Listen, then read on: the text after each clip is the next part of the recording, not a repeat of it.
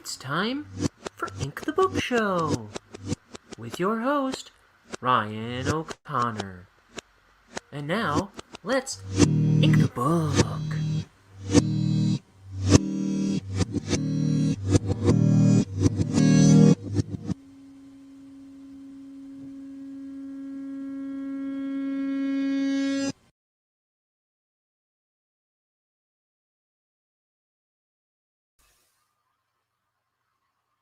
Hello, my folks. I don't know why I did that. Here we are. Hi. I'm dying. All work and no play make Jack go crazy. No, I'm doing okay. But I am just getting run down. I need a day off, not from comics. How about that? Comics I'm still cool with. What I'm doing when I'm not doing comics, it's starting to kill. And then just doing them both on top of each other every day. I'm just getting run down. But we're okay. We are surviving. So, page 75 today. Maybe we can get through it quick and do 76, which also don't too bad. Could be a lot of black on these pages, which can end up taking a lot of time and a lot of shadow, even though it's not a lot of detail. But let's get into it. Let's see. Sooner we start, the sooner we finish a page. And I was thinking about it. My original goal for this month, well, because I wanted to hit page 80, right? This is 75. I think the original goal was to hit 31 pages this month. And if it weren't for that, later on, after I set the goal, I realized there was a 4-page addition to that scene. Like it was 94.2.3.4.5. I would have hit page 80 by now. So I've hit my 31 pages this month, so I'm not slacking, really. I mean, I did fall behind and didn't hit page 80 because I was determined to hit page 80 anyway. But I did hit 31 pages this month. So let that be said. And I could have hit more if I whatever. I don't remember now.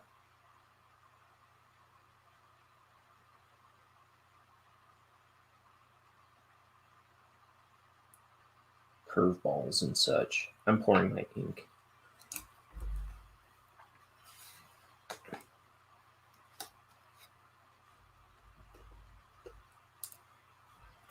Okay. I see a wristband on the table. I'm gonna forego it.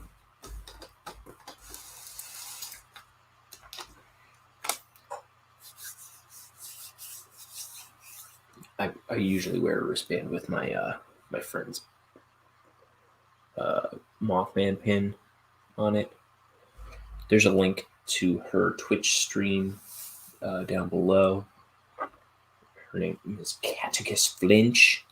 She does art streams and gaming streams. I think she's taking a break right now, but in the coming days, she's gonna start stepping it up and doing more streaming, I think, than before, is what it sounded like. I've heard her say. And I believe she's designing a new pin in the style of this one, as a like this one's the Mothman pin, then she's going to do a Jackalope one, which is cool.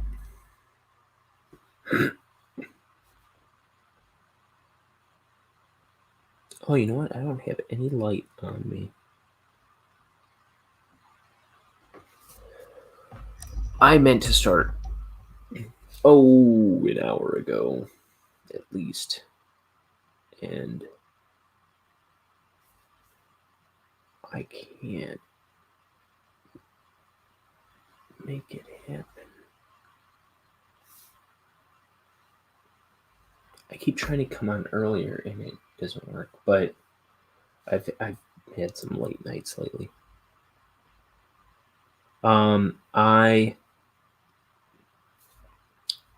paneled the rest of the pages between here and page 80 last night.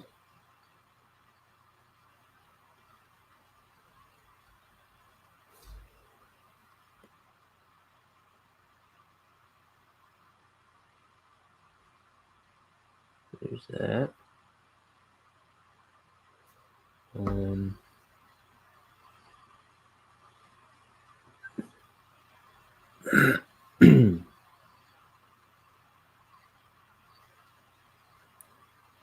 feel like there's something I wanted to talk about today, but I don't remember.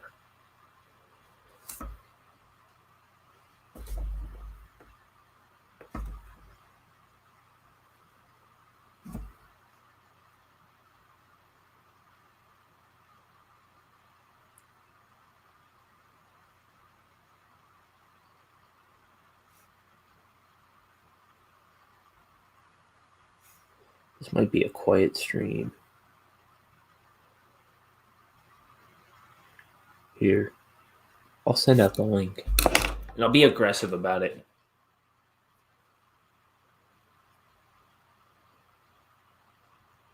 Gotta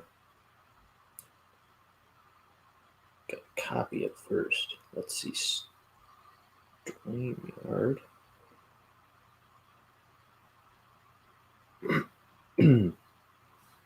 Okay. Don't be a jerk. Join me on a live stream.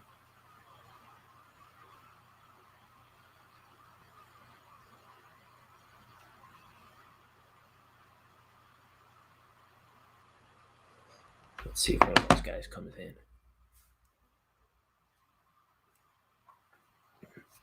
Otherwise, I'll send it to Liam too. I won't be aggressive with him because he always comes on. He just got back from vacation though. And yesterday when I sent him the link, he sent me a text back saying he was at work. So he's just he's been away.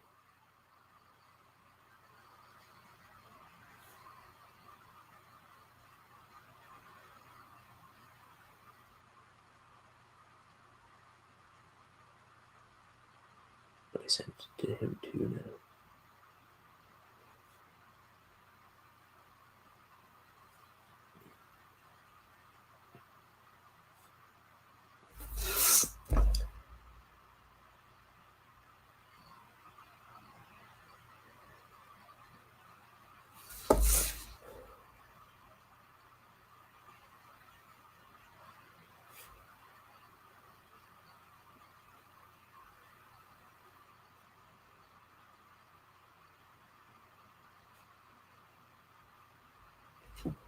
Oh look, I'm drawing off screen. What a pro. What a comic book professional. What a YouTube professional. What a Twitch professional. Guys, we're streaming on Twitch now. I almost added Facebook, but there's like 4 different Facebook categories when I go to add Facebook, and I don't know what I'm looking at. And furthermore, I don't know, I just second guessed it. I was like, maybe not today. But yeah, I'll probably start streaming more places soon. The one glaring missing one is the one that I would like to do it to is Instagram. And I forget why that is. I looked into it. There's something, I don't know. But Instagram can't be part of it for some reason. But I think it was like maybe someday. There might even be a way around that. I think I was starting to see, but I'll look into it because that's the one I need to do. Because I know people can live stream on Instagram, like for hours like this, which is really where I should be doing it, because that's where my art audience specifically is, who I have not been serving at all lately, because I haven't been posting the daily drawings that I usually do. So that's changing tomorrow. I'm going to start doing it again. Even though my brain is about to fall out of my head. But hopefully that's about to change too.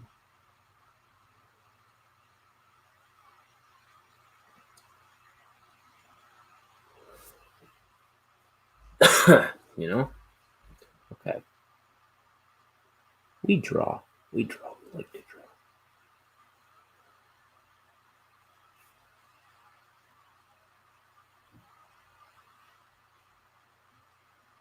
All work and no play make me happy. When it comes to drawing. No, that all work is play when it comes to drawing.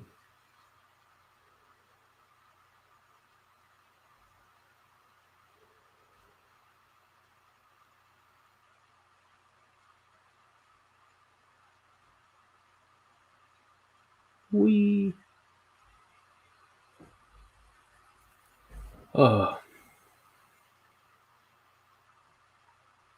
let's see. I wasn't on the 26th. I feel like I've been doing one every day for 2 weeks, but I know that's not true because I wasn't on Christmas Eve, Christmas Day, or the 26th. But I was on for like every day for a week before that, I feel like, at least. Pretty sure. And then, so 26, 27, 28, 29, 30, 31. This is my 5th day in a row. Guys, it's New Year's Eve. May old acquaintance be forgot and never brought to mind. We'll take a cup of kindness, dear, for auld lang syne.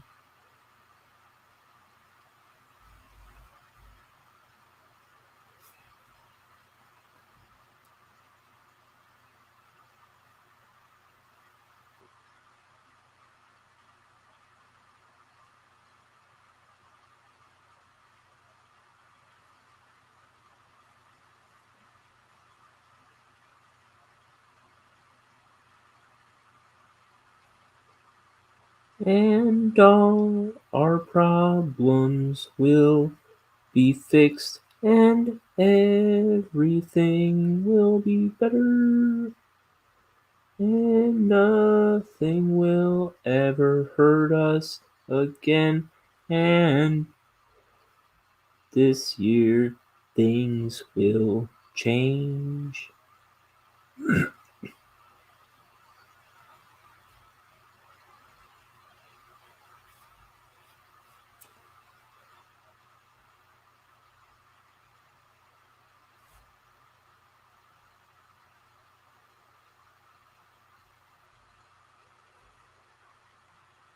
Look at all this bonehead action. This is 6 panels of pure bonehead. And look at this. Look at what a slob I am, spilling tea all over the page. And I clearly didn't know I spilled tea on it, because usually when I spill tea on these pages, if I see it and I wipe it right away, it comes right off, like it fell onto laminate.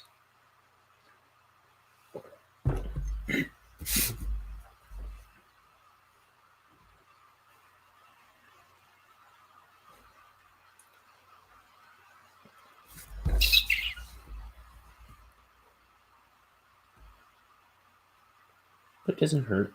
You can only, I digitize it, when I do the thresholding or whatever, it should come out.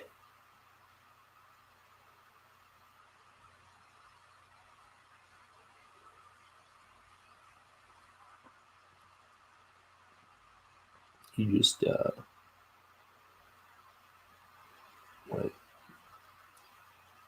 bump up the levels or whatever. Do the threshold or whatever in Photoshop,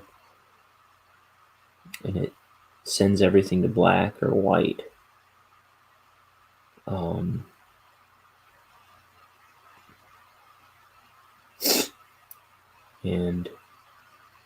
I think that one. It'll pull that out, or it'll make it all, or it'll make parts of it black. And it can just get edited real easy.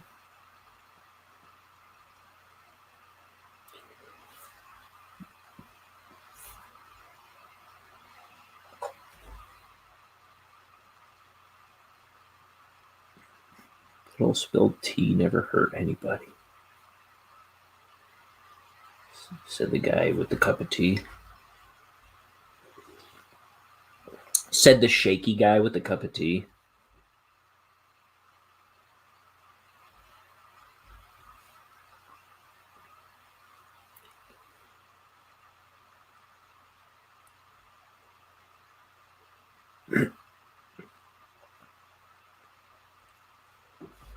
Guys, this new year, I've got high hopes. I mean, my best laid plans rarely fall into place. No. But no, I've got high hopes this year. We're going to bust this comic so far into some issues. Got to figure out the logistics in the coming weeks.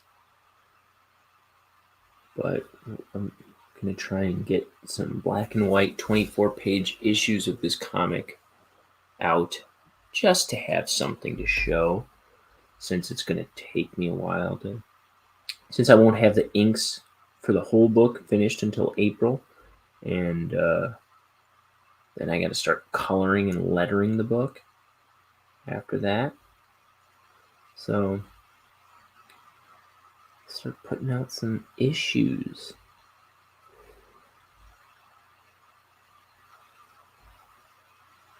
You guys are like, don't you have enough issues?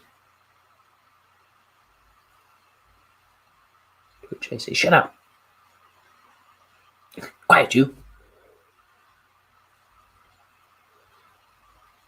I feel like that's how I used to talk in 4th grade. Quiet, you.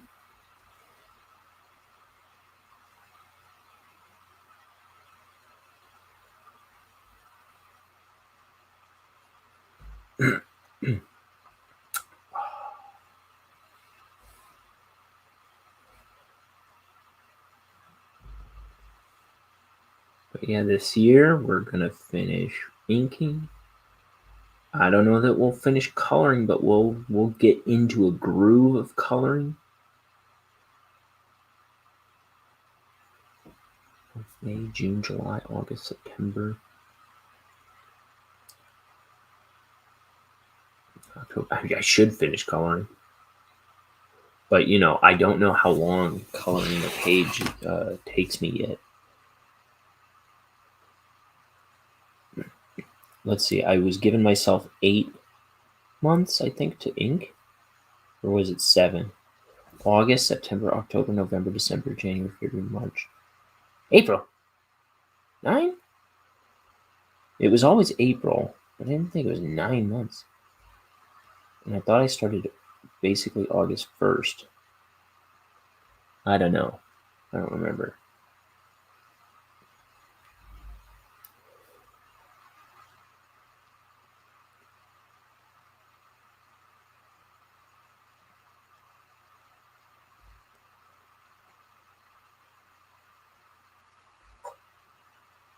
Oh, I think I was... I don't know. We'll see. In any case, we'll get a... We're supposed to get a good chunk of this book colored this year. That's all I know.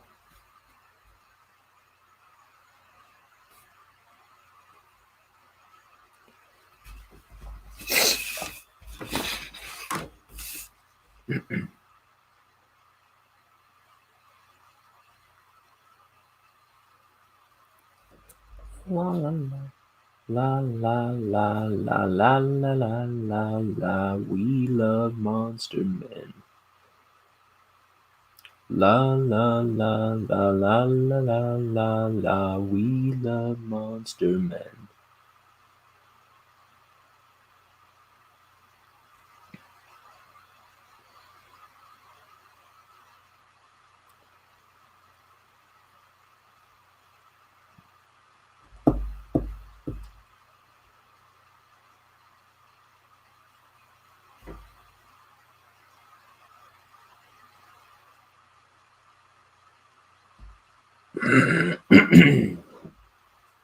Pardon me.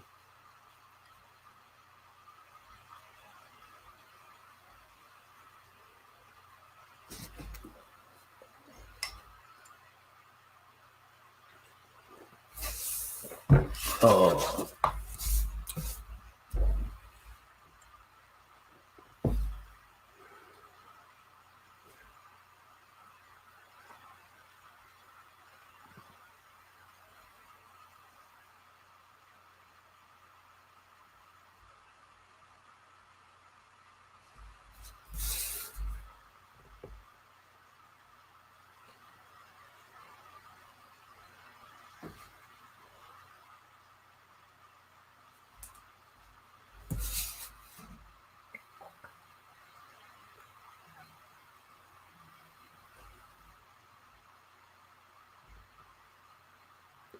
Is anybody out there? It's coming in. Let me send it to some other people. How about who else exists? Oh yeah.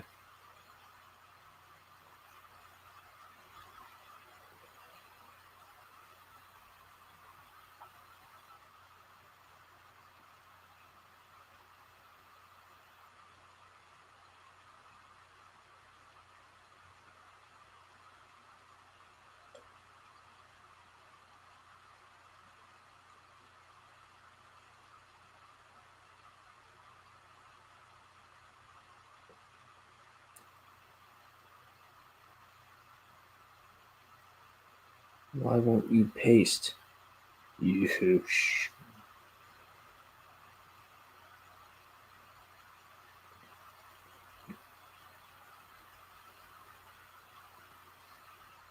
Okay. Now, if nobody comes in, same old, same old.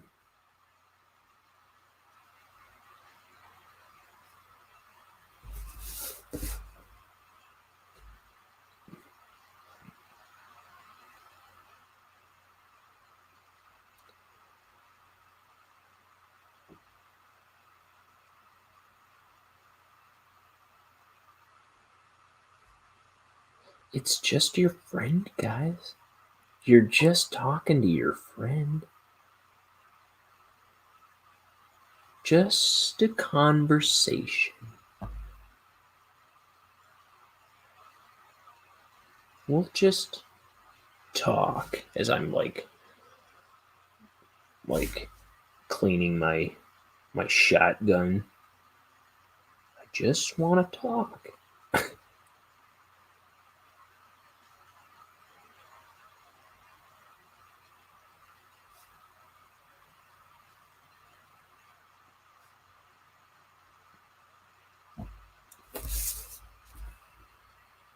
Oh man, so I didn't feel like I was doing particularly good pages this week, but I was looking at some of the ones I did, and I was like, man, this doesn't look like it was drawn by me.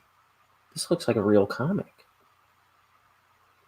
And that's always that's constantly been the case so far, where it's like every time I look back at what I've done, like even the penciled pages, I was like looking through every time I look through the book, I always start to feel like a fraud, and then I look through the book and I'm like, wow, I'm doing pretty good. And I start to feel really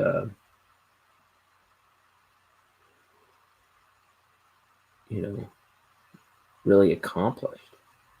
Starting to feel like I'm actually doing a comic. Guys, this is my first book. So it's really cool to feel like I'm doing it right.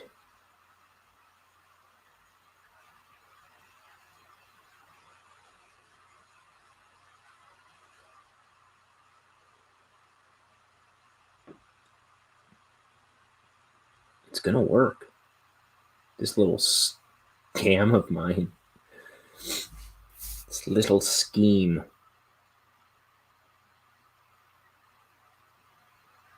Of marching up and down the square. Shush. I gotta. What's that movie? There's some stupid movie that I'm reminding myself of, just quoting stuff all the time. It's like a mental illness. Can't think of anything to say original, so I just start quoting Monty Python. That really is starting to get on my nerves, that I'm just quoting stuff all the time or singing songs. So, come on, man. Get your own brain.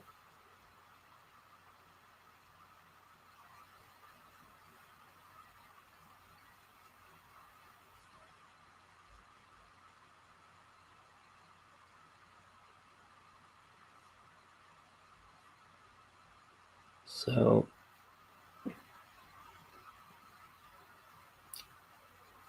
let's see.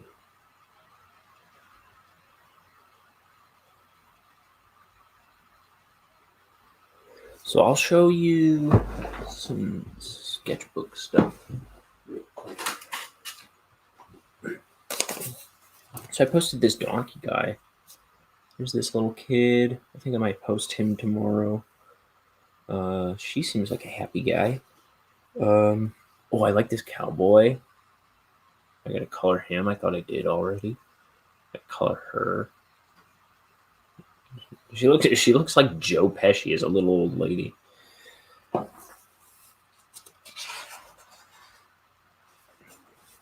Maybe do something with that robot.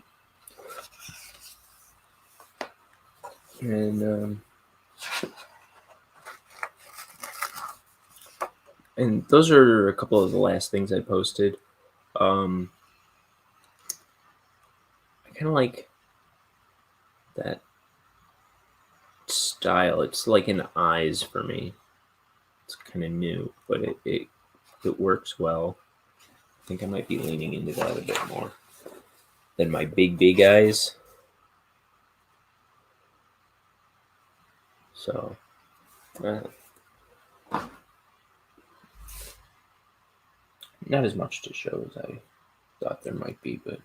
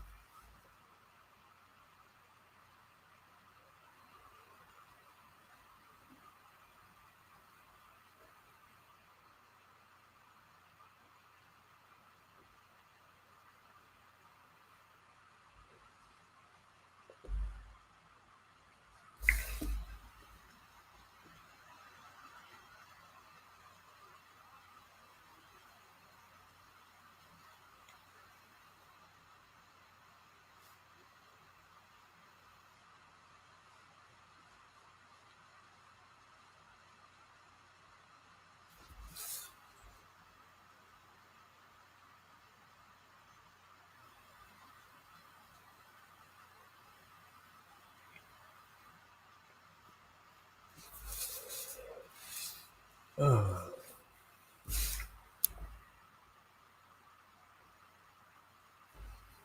You know why? I'm getting worn out, and it's from just constant go go go.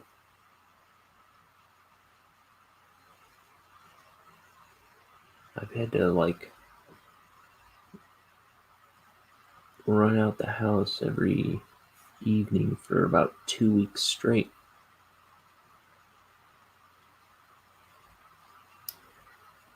And half the time, till 2 in the morning, and it's killing me.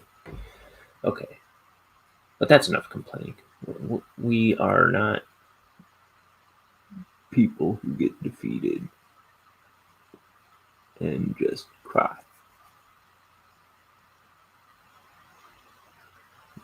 Because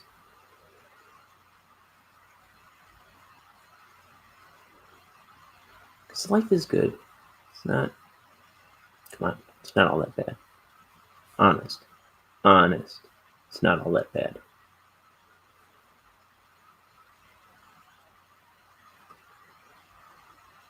There's a bunch of blessings I'm ignoring every time I complain. Really.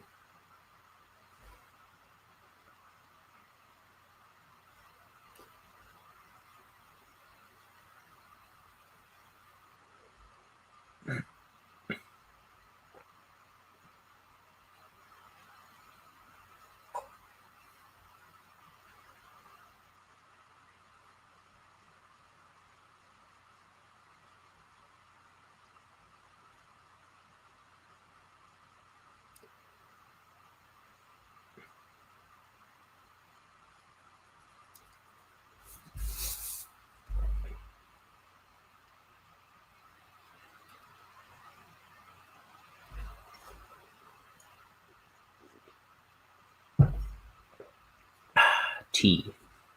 Oh, isn't tea wonderful? Maybe your tea is coffee. Maybe your tea is custard pie. But my tea is tea. And I love me some tea.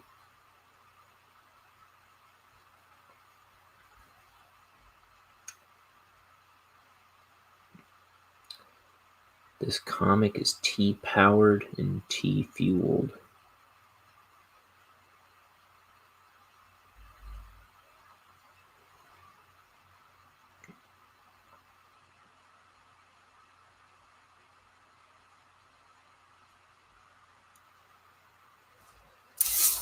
Okay, Bonehead, let's get your noggin in gear.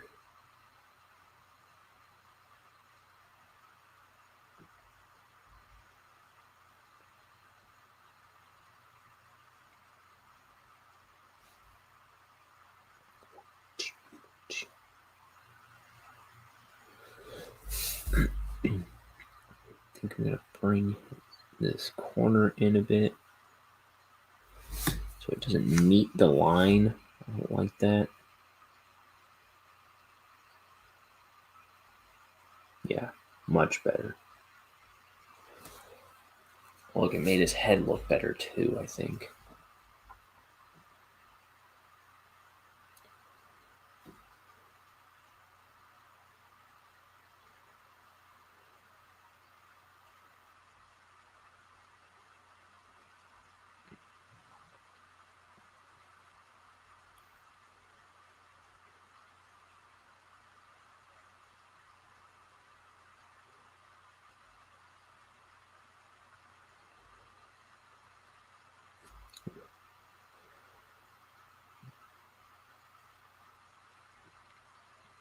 Okay.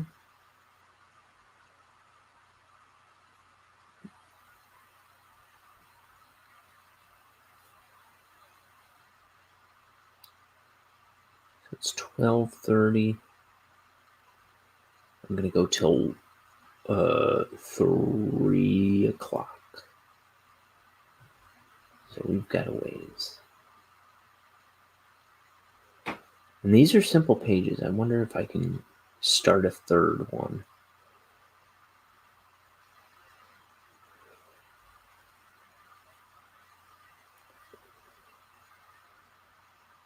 I should be able to get 2 in.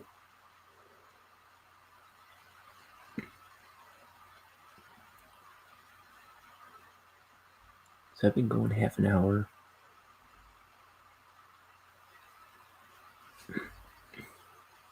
Normally a page takes me about 2 hours, 2.5 hours. But a simple page like this really shouldn't take me too long. So let me try and knock it out fast.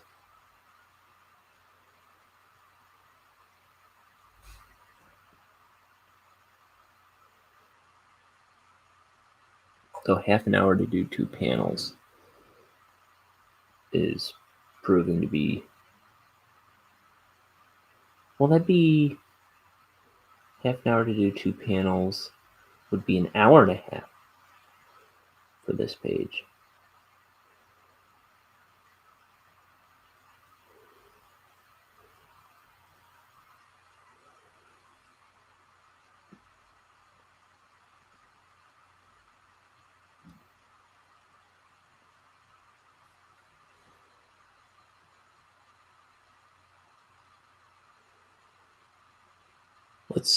Let's see what we do. I've got high hopes. I've got high hopes for my capabilities. The year 2022, Bonehead in general, and everything in between. I'm just blindly optimistic. Blindly optimistic. Mentally ill, perhaps, but I am blindly optimistic. It's nice to think nice things. This is the song that I sing. Everybody loves to be nice. La la la. I'm really sorry. I'm mentally ill. Okay, I'm not mentally ill. I don't know if that's offensive, but I'm sorry. Regardless.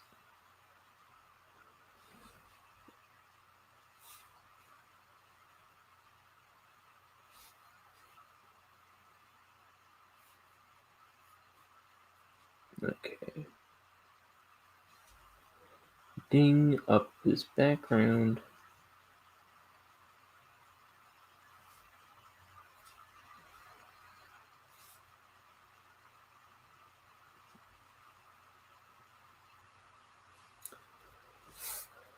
Okay.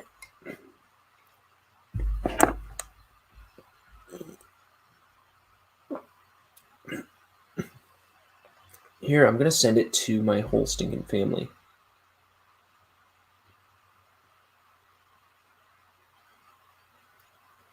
Who's in Miami? Oh, my parents went to Miami today.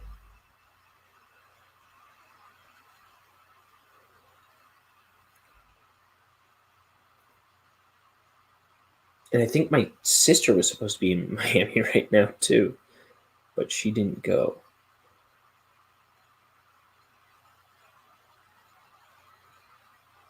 Anyone want to join?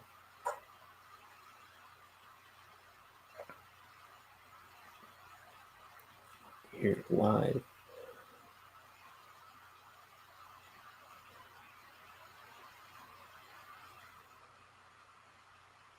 Oh, for Pete's sake, why do I gotta keep copying the link? Is it because I'm dumb?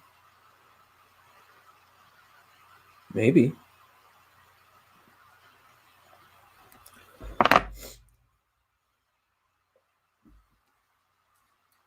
I need somebody in here.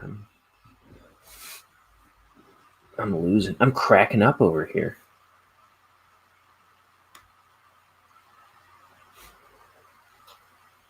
I'm really starting to resemble Jack Torrance.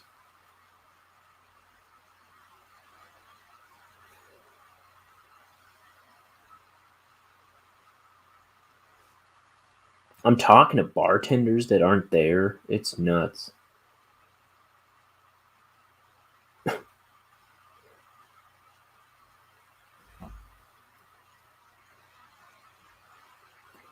Boy, I'd give my soul for some tea.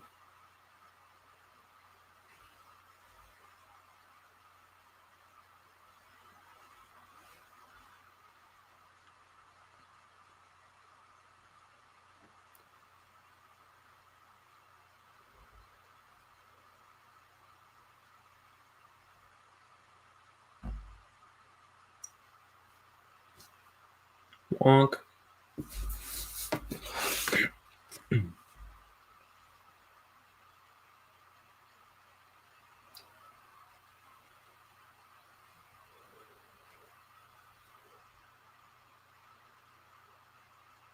The art is the hardest part.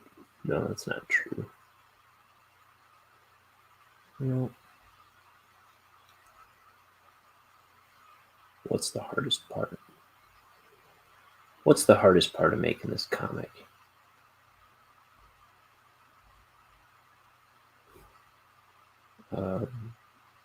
Same thing I always say, I guess. It's just chipping away at it every single day, just sticking to it. Picking up where you left off. Persevering. That stuff.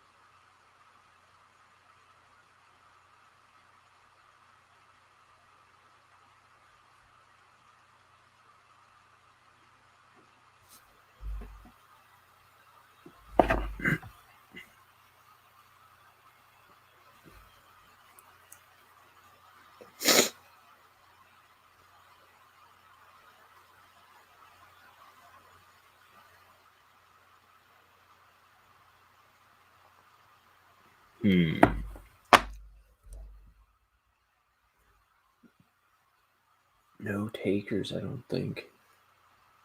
I'm just left here to languish. Stuck with my own mind. For company.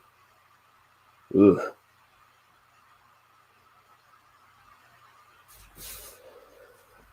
That ain't gonna be pretty. What do you guys want to talk about? Well, let me tell you, Charlie. I'm not Charlie. That's Charlie. I am Charlie. I don't know what I'm doing.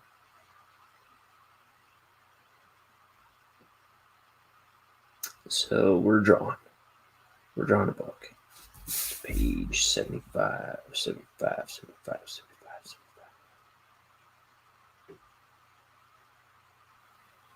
I literally sound like an insane person. But I'm just trying not to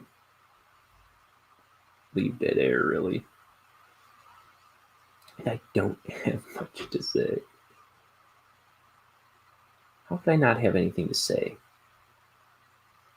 I live a full life. I have a library card.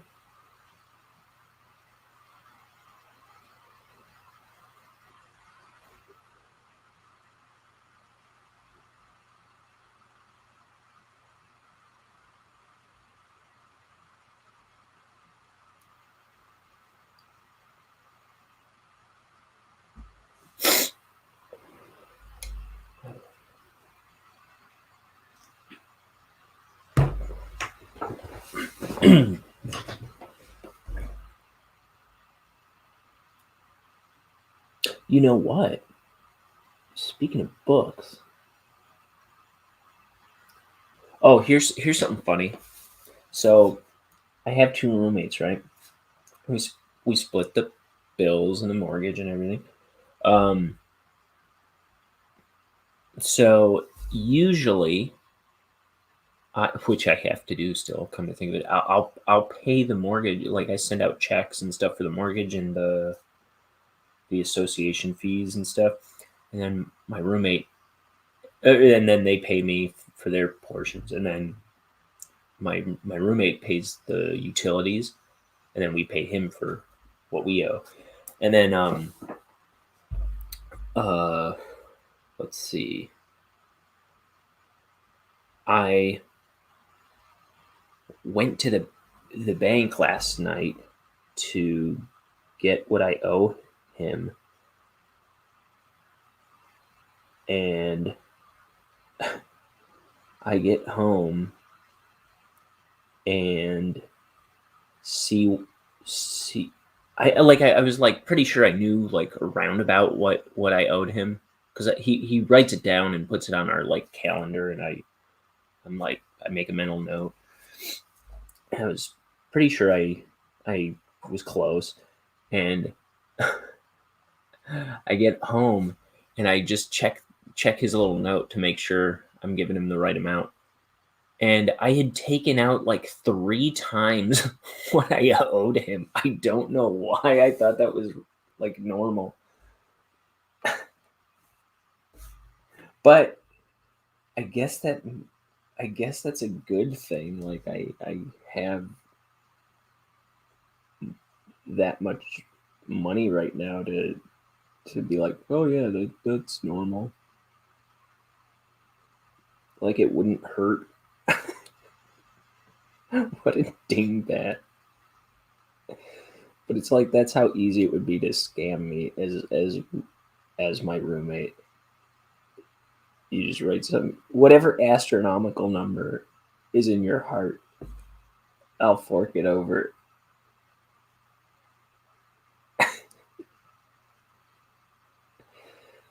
Look, Bonehead has a watch here.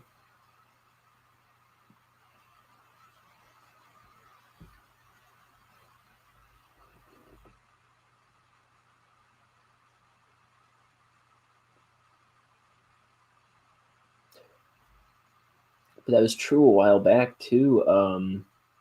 Last January, when it was like my roommate's girlfriend had moved into our place, and and so she had been paying me through this app every month, and I think it had been 4 months at that point, and just one day I was like about to leave the house, and I was like, "Hey, I know you paid me because it notified me that you paid me, but I'm looking at my bank statement and it never seemed to go into my account." And then I was scrolling through and I was like, "Actually, it looks like you've never paid, like I've never gotten money from you. What the heck?" And she looks over my shoulder and she's like, "Oh, well, have you tried cashing out the money from the app?" And I was like, "Doing what?" And I'd been using that app elsewhere, um, in my life, and I'd never used this cash out thing. So I hit, and she's like, "Oh yeah, you have like $2,000 in this app or something," and oh man, my buddy Tyler just like burst out laughing, like at my stupidity. Uh, but but it like went to show that like, oh, and I was like, I told her, I was like, oh man, that's such a relief because I kept thinking, I thought it was going to be easier on my my bank account when you moved in, but for some reason it just felt harder and I didn't understand why. But it does go to show that like I can I can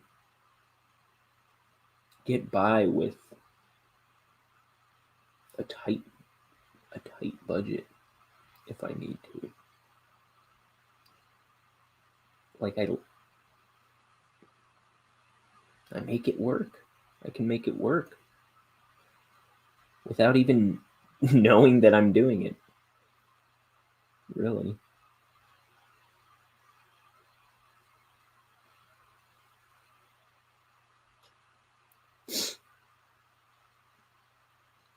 It also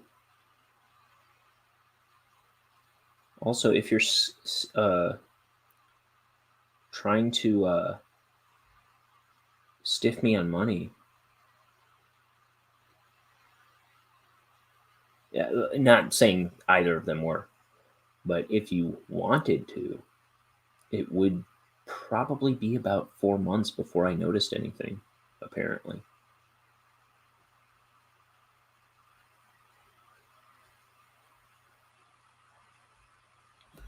These are the things we learn living with Ryan.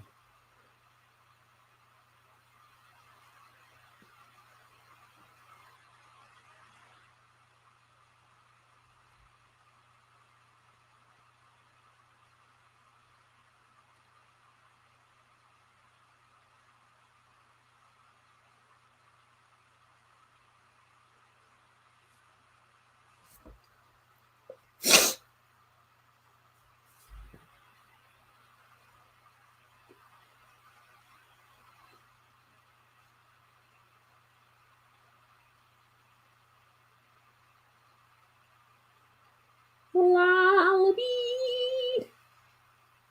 See, there I go.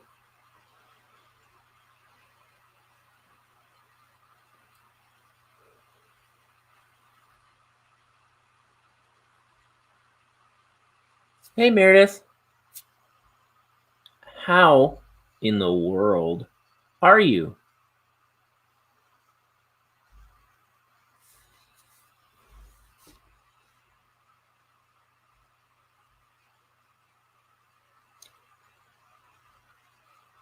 Oh, you're about done with school. Like, you've got, like, days left, huh?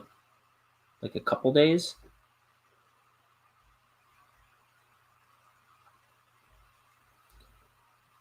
So she's probably, like,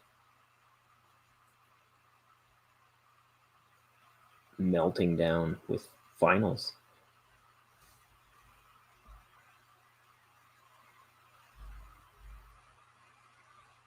Um,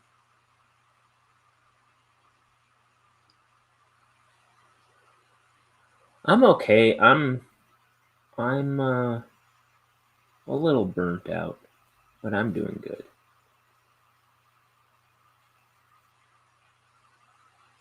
A little physically burnt out. Not so much from the comic, but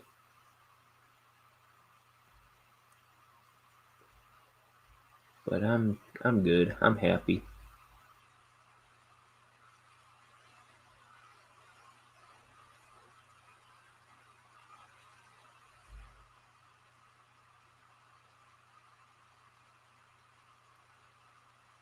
I figured I've done about 30. I think this would be 31 pages this month. I think.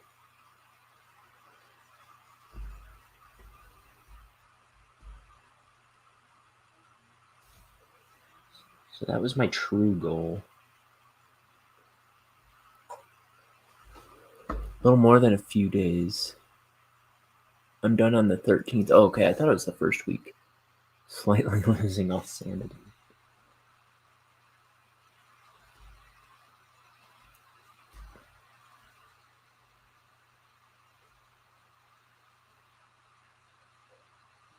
But in 2 weeks, you're a free woman.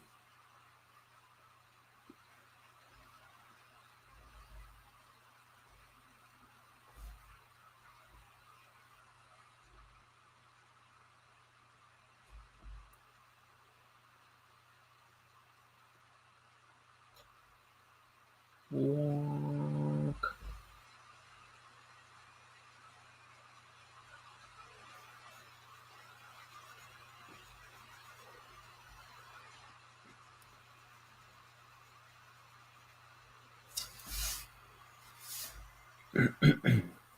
Oh, how was your Christmas?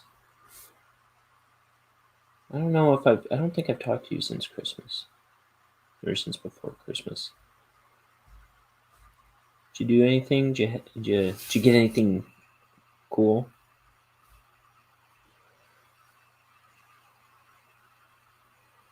I don't know if you saw what the present on my wall turned out to be, but it was it's like a Goosebumps cover poster, and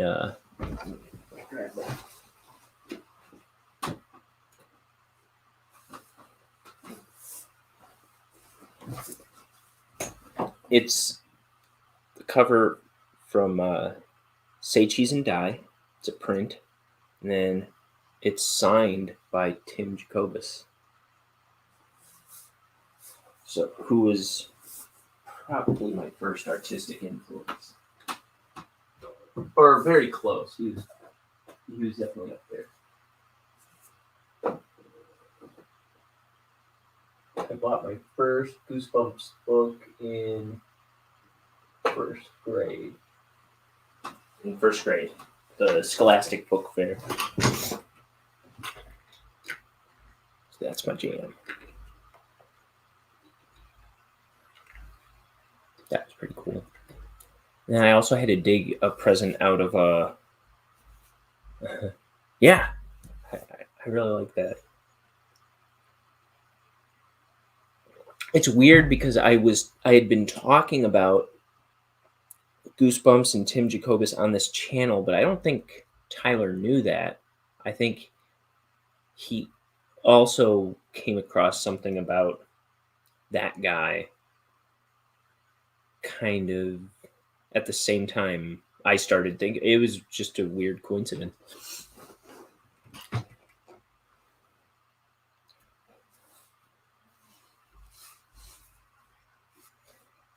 And I also had to dig a gift out of some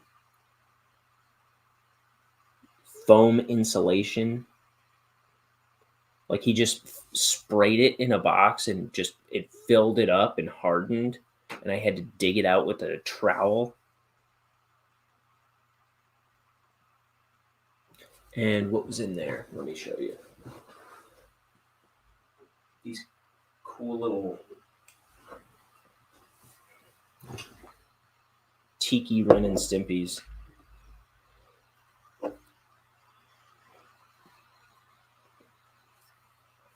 Kind of creepy looking, but I like them. Look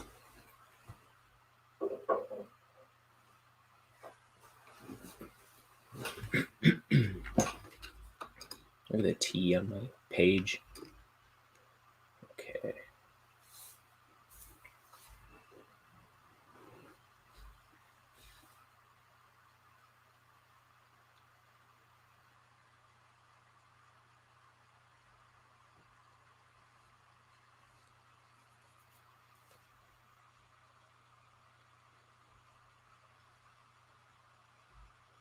What is it? It's you'll appreciate one of the gifts Chuck gave me.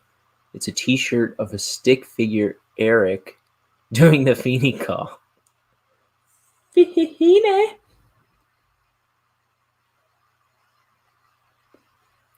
Boy Meets World was such a great show. I haven't seen it in probably 20 years. Let me think. No, maybe not 20, but like maybe 15 years I haven't seen That's probably accurate. Maybe. I've probably seen it around 2006 when I graduated. Yeah, that'd be 15. It's probably been about 15 years since I last saw um, Boy Meets World. But I remember I was never too into the Disney Channel growing up. But one day, I don't know, is just out of the blue, that show started coming on all the time in our house. And I realized how much I liked it. And then it just kind of kept going. And it was like, it went from like just a cute little sitcom, family sitcom, to it it's kind of like a, I don't know, the kids grow up and they're adults, and then it's like a dramatic sitcom sometimes. I don't know. It was good though. I should probably watch that show again, which I've probably said a dozen times over the past dozen years. But I would like to watch that show again.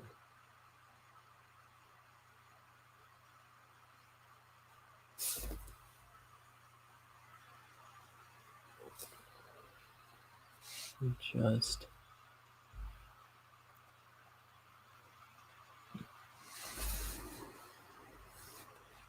yeah, is it at least tapering off for you, or you're still in the thick of it?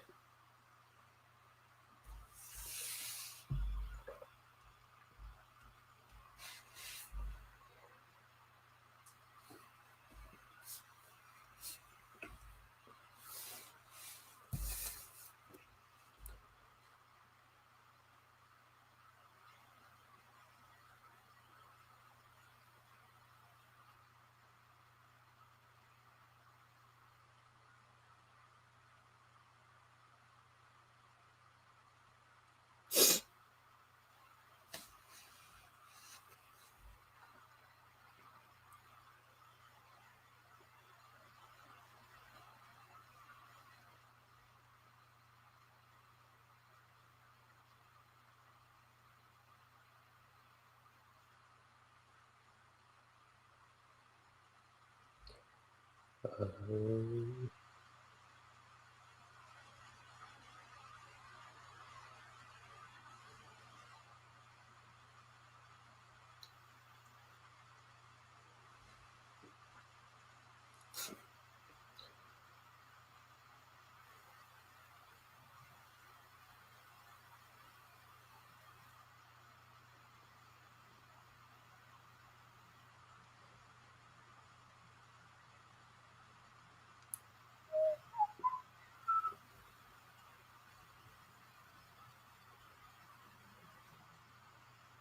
oh well, that's good.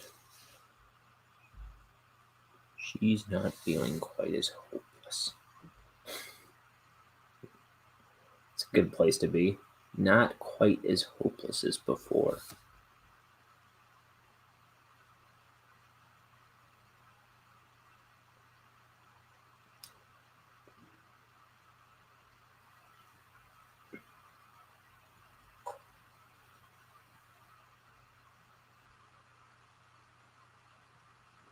There's a light at the end of this tunnel.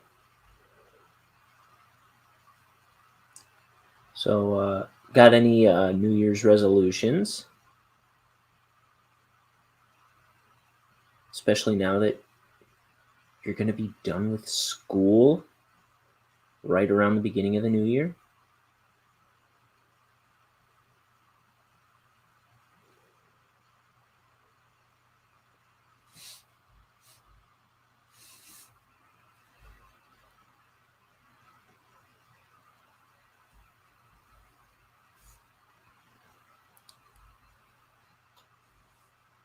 She's going to have some kind of degree. I always forget what. Graduate. Her resolution is just to graduate.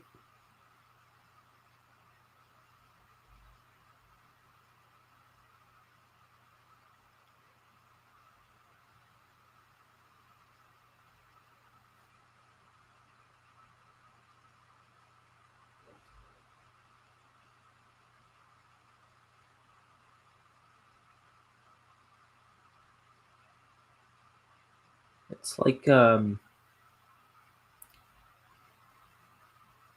is it a humanities thing? Huh?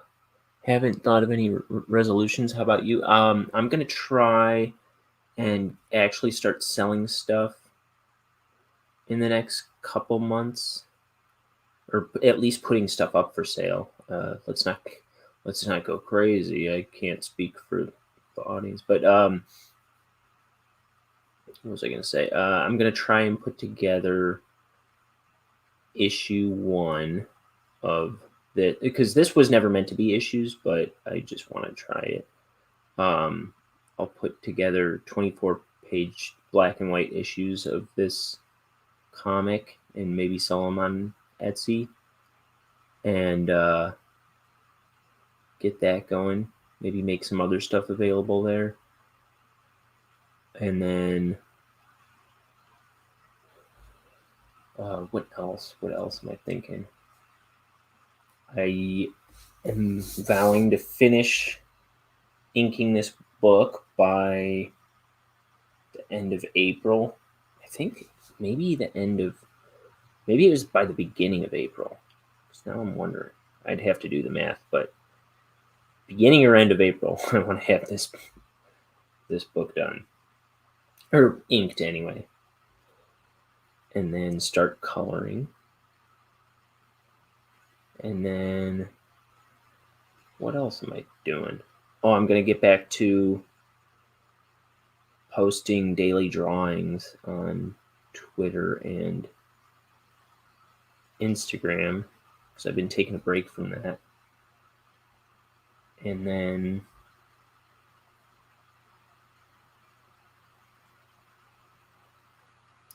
I don't know what. I feel like there's other stuff in the back of my mind, but just to get new stuff made for this channel, I just want to start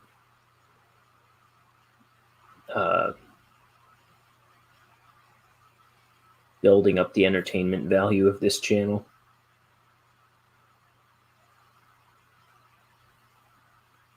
Trying to figure it out. It's going to be good. Hopefully. Human services. That's what you're all about. That's what you're doing. Thank you.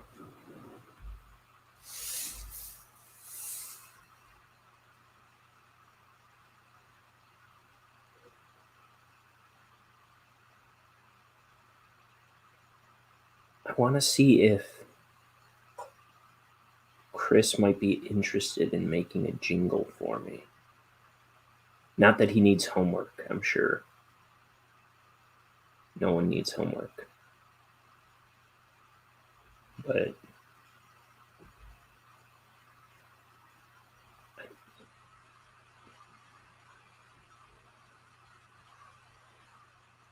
I thought it was funny. I have this idea. But, it's the last thing any artist trying to make work for themselves needs to hear. Like, oh, I have this great idea that you'd be perfect for. Hey, your thing on top of my thing that you'll probably want, like, right away for free.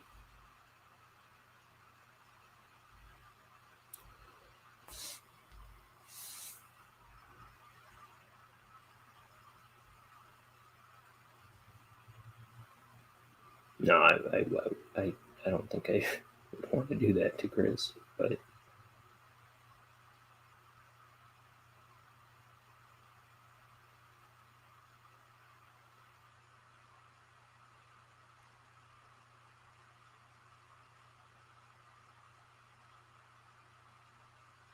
we'll see. We'll see what I do.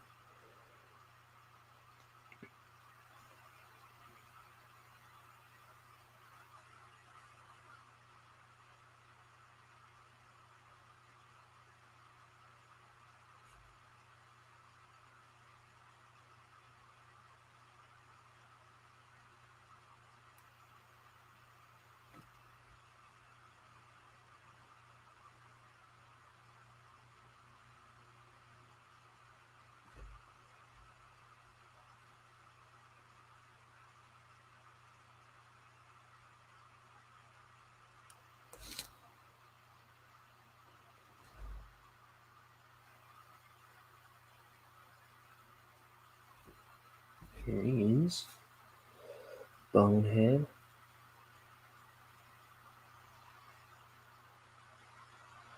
A jingle does sound fun.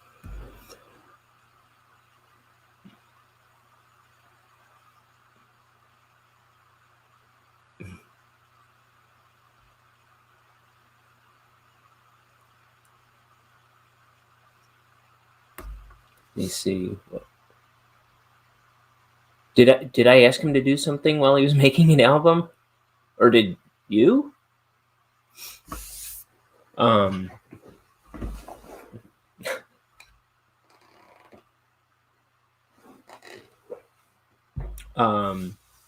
Yeah, I wouldn't want to put him out, but I think he might be a good. Oh, okay.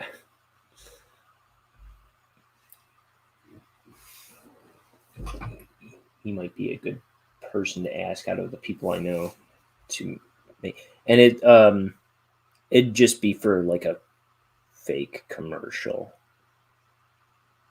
thing that I wanted to do.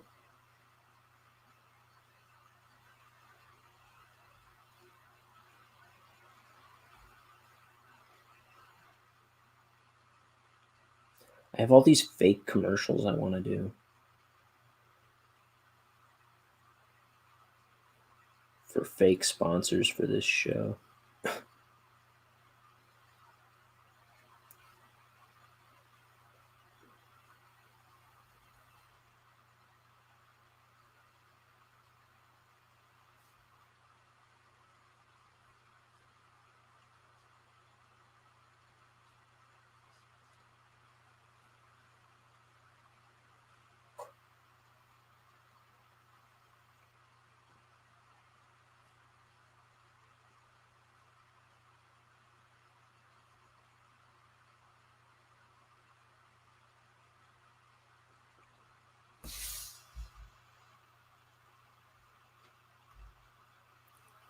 I just meant that he was super busy back then. Oh, okay.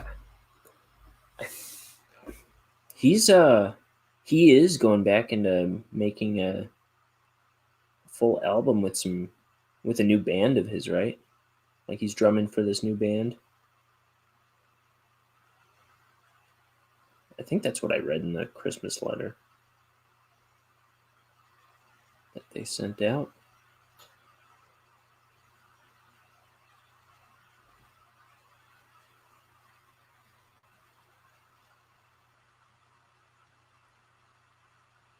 Speaking of Chris, he's got a Bandcamp in the links below.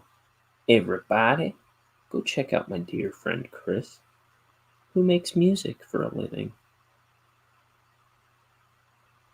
Well, yeah. He's a working musician. Check him out. Check him totally out.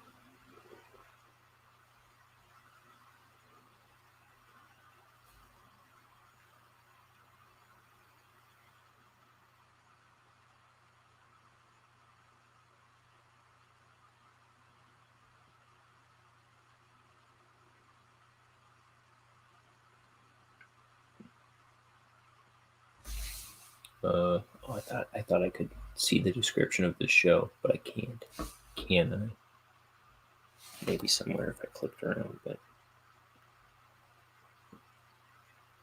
anyway, it's I think it's Data Lecher on Bandcamp.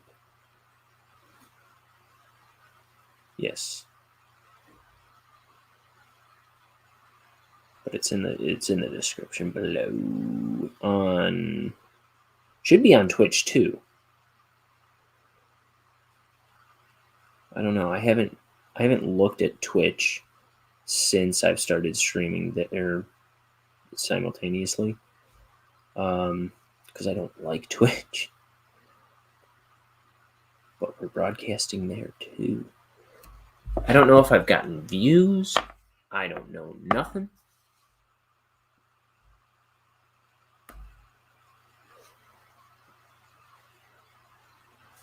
Yeah, I have it on.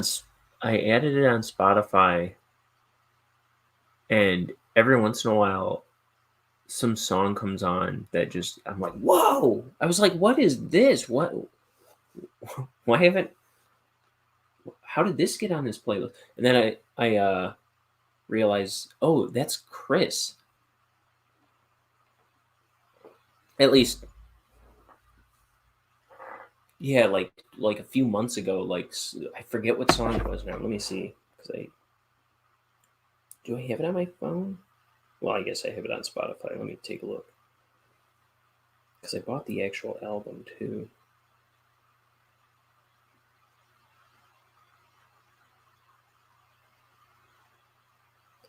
There was some song that blew me away when I first heard it.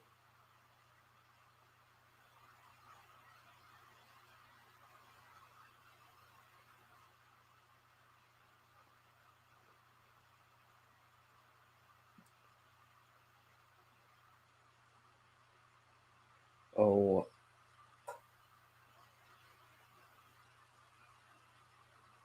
Annulment, I think. I forget though. I think it was Annulment.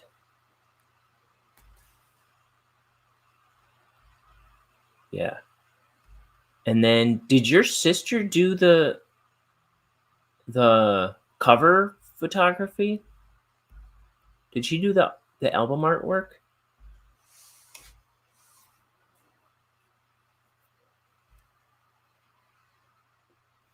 I thought that was the case. I think it even says on there, but I can't remember.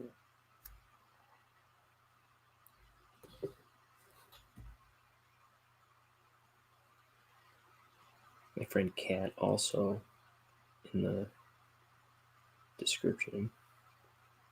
At My Crafted Studio on Etsy, she sells all kinds of jewelry and stuff that she makes with the laser. I'm pretty sure she did the artwork for his album.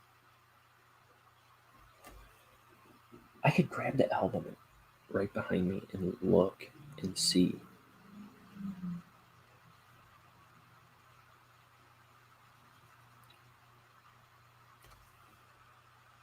Oh, really?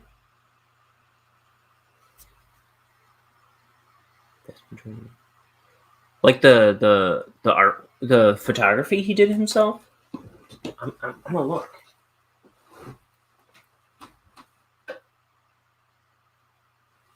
Where is it? Where is it? Nothing but They Might Be Giants.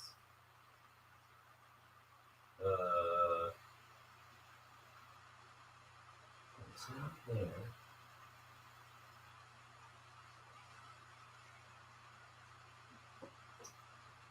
That's Mike Doty. I'm looking. Apparently, I never actually bought it. No, it's here somewhere.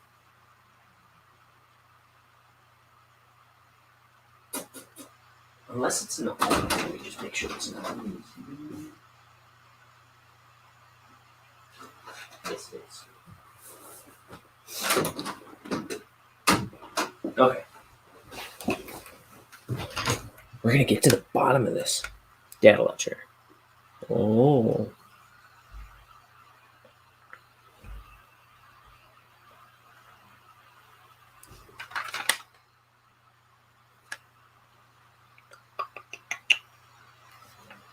Ooh.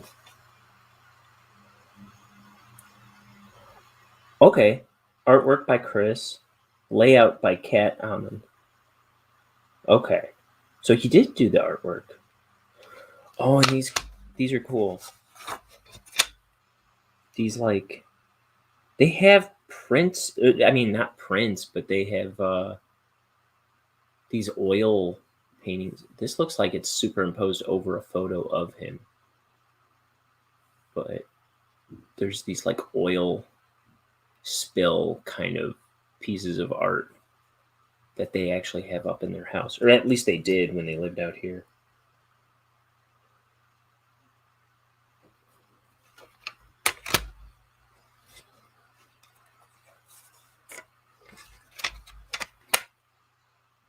Let's see. It's all like code style. The track list on the back. It's 14 songs. Ooh, Data Lecher.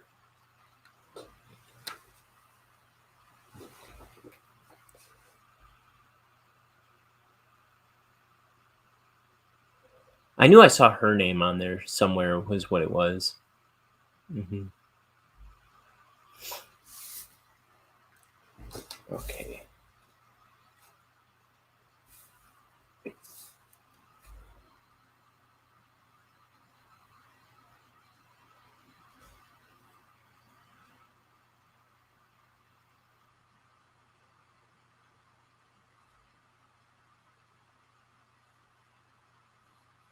Let's see.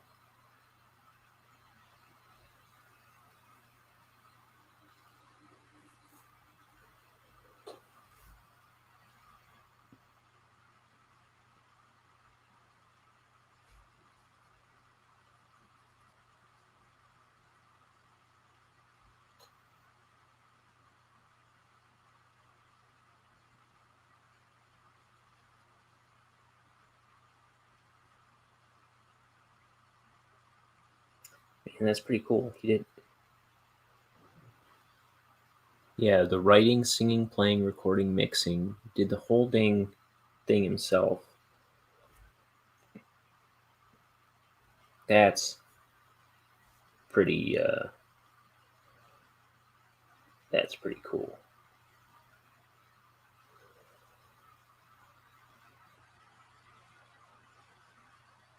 That's what I like.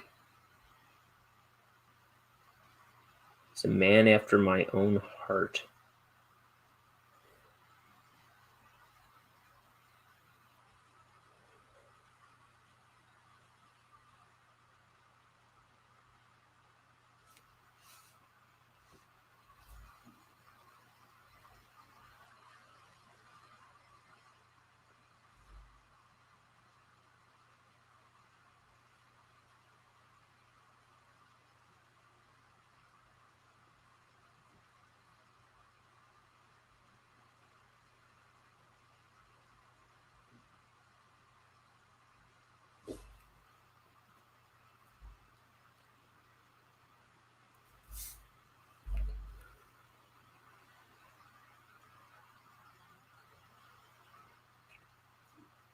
Let's see. Flow this for a sec, so I'm not sticking my hand in wet ink.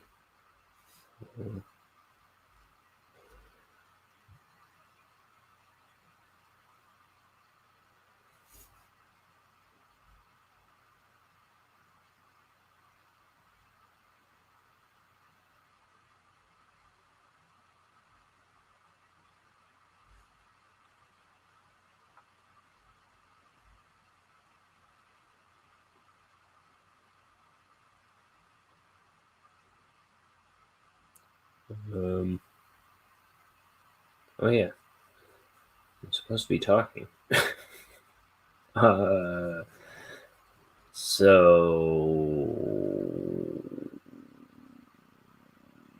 do you like things, Meredith?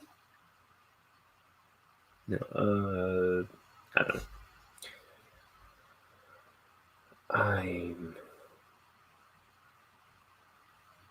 I'm dead, Meredith. I'm dead.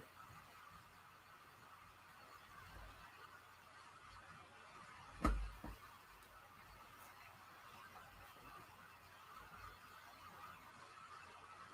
always dead.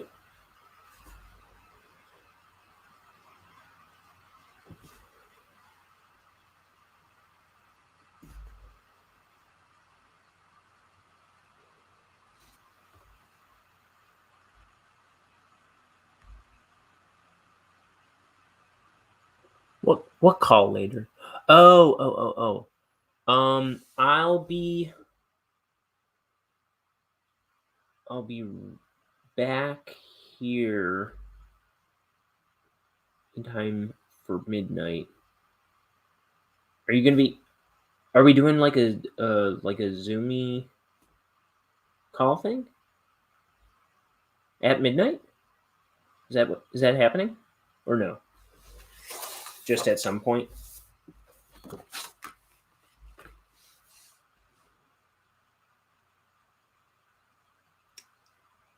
Because I'll be here by like 11:30.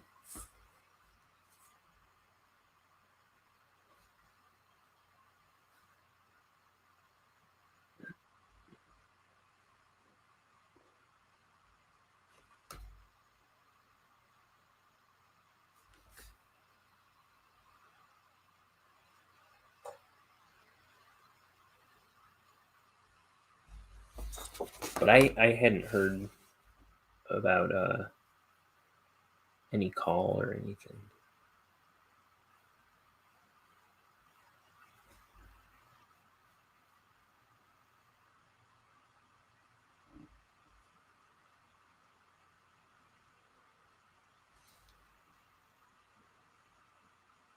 Oh, no, I should be here if it's around 11 or so.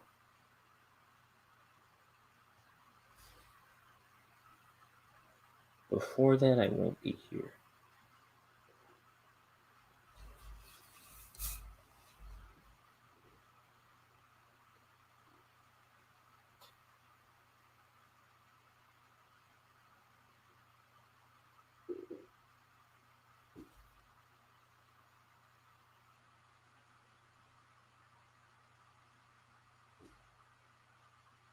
Um,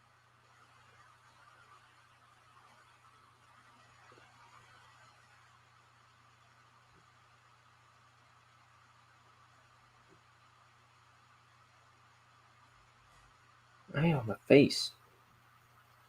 Drink up, Meredith. I hit my face on the camera.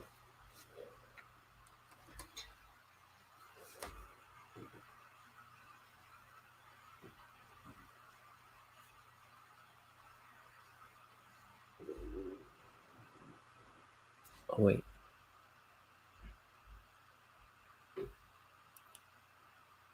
Yeah.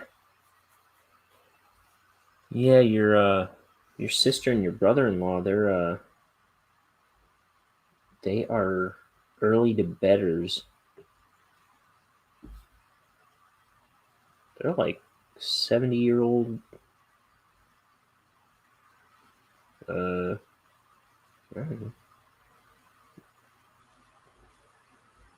They go to bed at like 9 p.m. on the regular.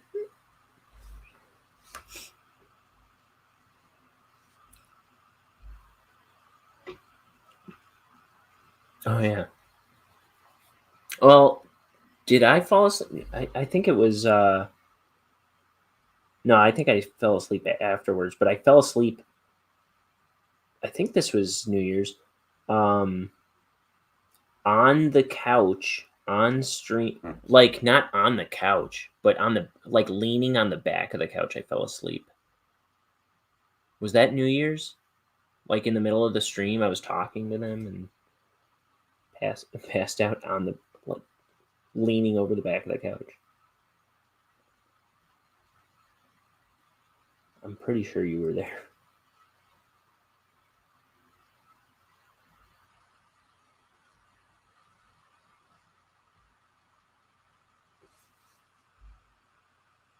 Yeah.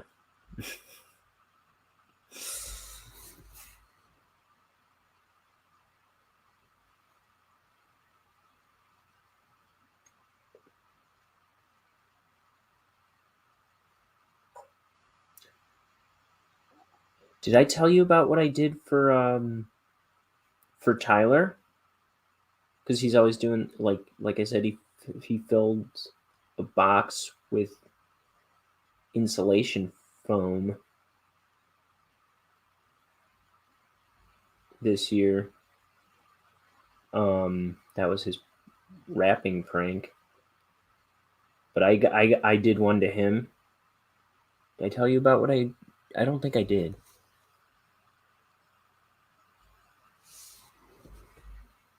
So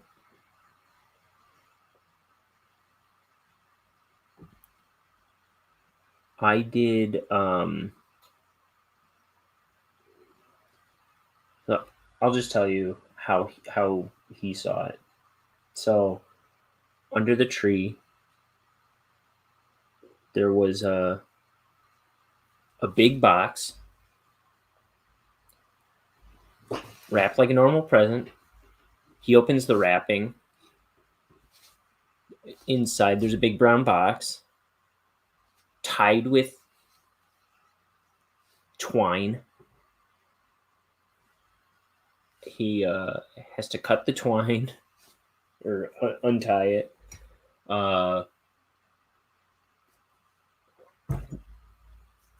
Open the box, break the tape, undo the box.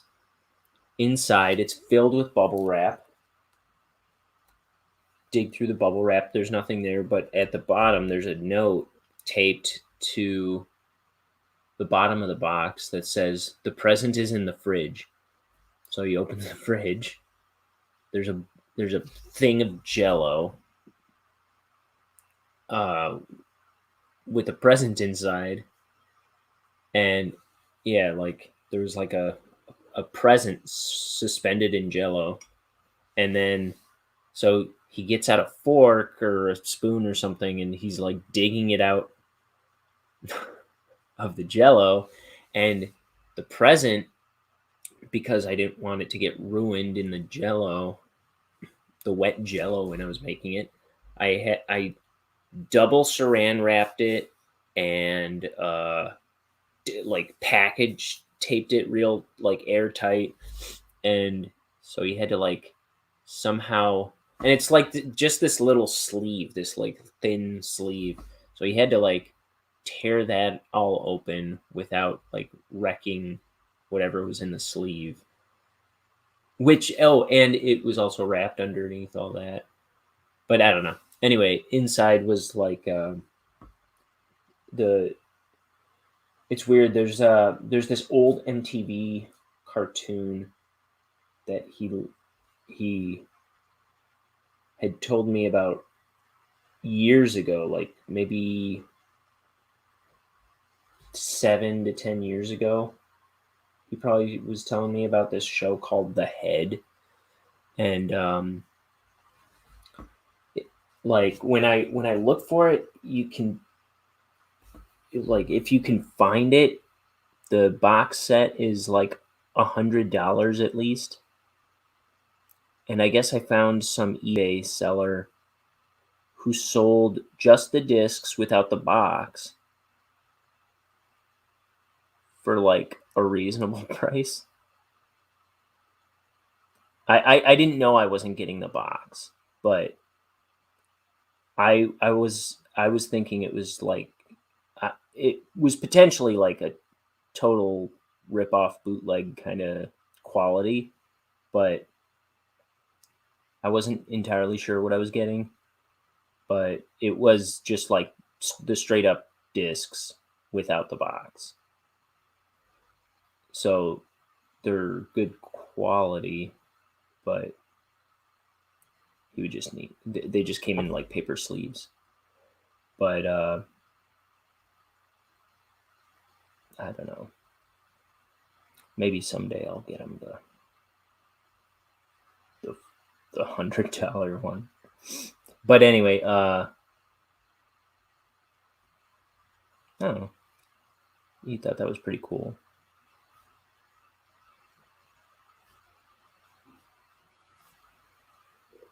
So I don't even think he's seen the whole show. Like, I don't think he ever saw the last episodes when I was talking to him about it. Yeah. I also got him a can crusher for the basement bar. And then I got him some new Mario games for the Switch.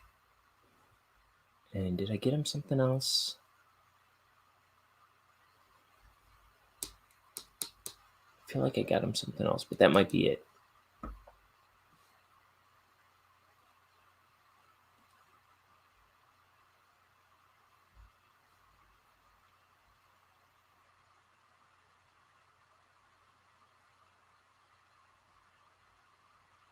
For his birthday, I got him this puzzle with black and white penguins all over it, but then it's also got the same image on the reverse side of the puzzle.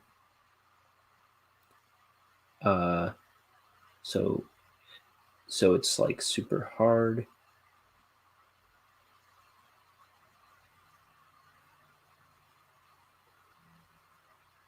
Because I keep trying to stump him with puzzles now.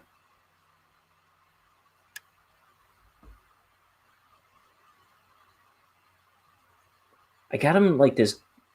It was called the Impasa puzzle or something like that for last Christmas, I think, or maybe his birthday last year, where it was like it was in an odd shape. It ended up being an L shape, and it was like clear glass. But he solved that so fast, it was embarrassing. It was like, dang, that almost wasn't worth trying to stump you with. As far as Impasa puzzles go, it didn't seem to be a challenge. He hasn't tried this one yet, though, the penguin one, the double-sided penguin one. You know, when I was first looking for double-sided puzzles too, I kept finding ones where like they were like thematic. The two sides were thematically related. Like they'd both be Lincoln centric, or they'd both be like train centric or something. But they'd be such vividly different images that it was like you'd never mistake which side you were working on. And I was like, who cares about that? I'm trying to like give him a really hard puzzle. I was like, why can't I find a double-sided puzzle that's like the same image on both sides? And then I did. TDC Games, I think they're called. If anybody's looking for tough double-sided puzzles, TDC Games is where I got the ones with the same image. And then I guess on the back side, it's like turned a quarter, turned to 90 degrees. But like I say, he hasn't done that one yet. It's just sitting on our table in the box still. I think he knows this one's gonna stump him.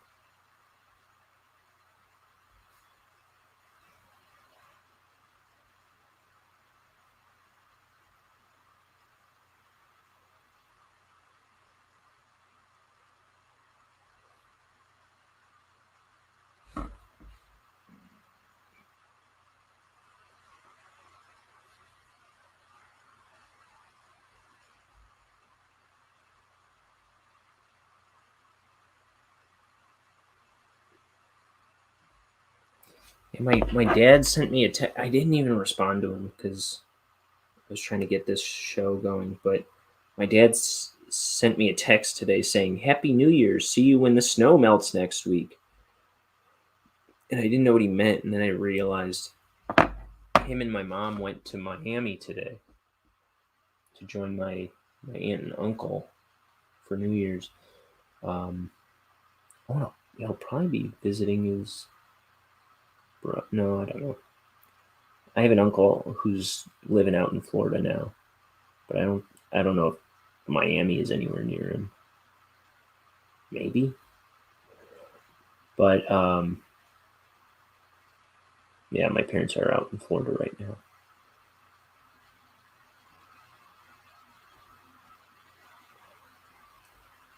And my sister was going to be in Miami recently too. She was going to be out there for Christmas.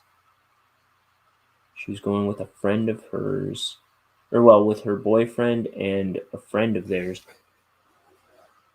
But the guy that was going to drive them got COVID, and then they were still planning on doing it anyway for some reason. And then, like, it would have been a 20-hour drive in the car with this guy. And then, yeah, they changed their minds at the last minute and canceled. I think I think the guy still went out there, and their other friends went out there, but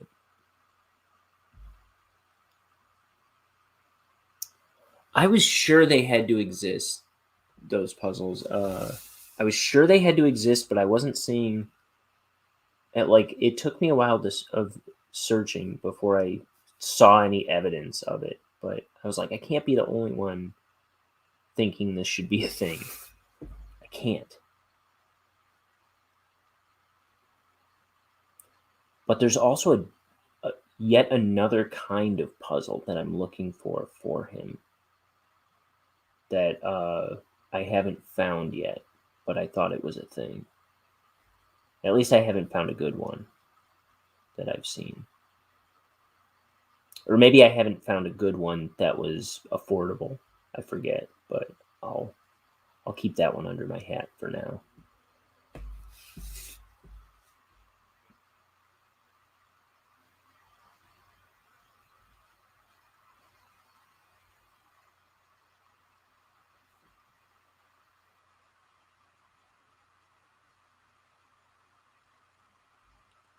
'Cause if I find it, I'll get it for him for next year or something.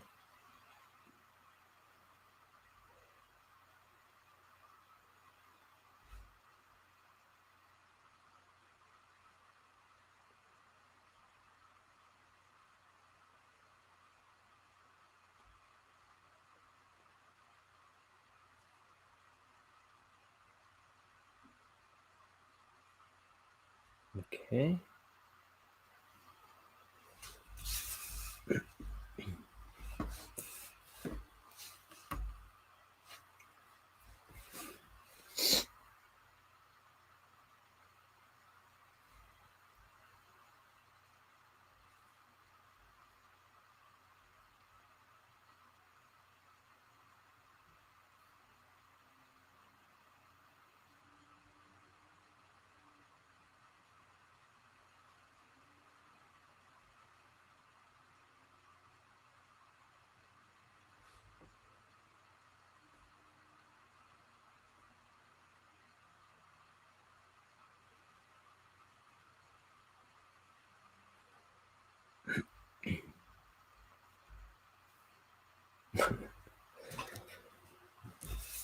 This is Bonehead. He's he's trying to be quiet in these vents because he's listening in on a conversation that he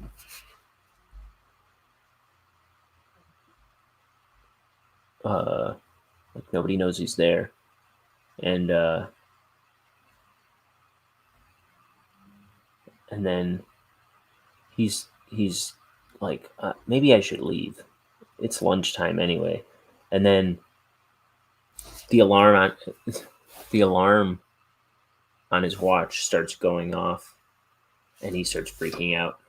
I'm like, no, no, be quiet, quiet, quiet, and then he ends up just smashing his watch.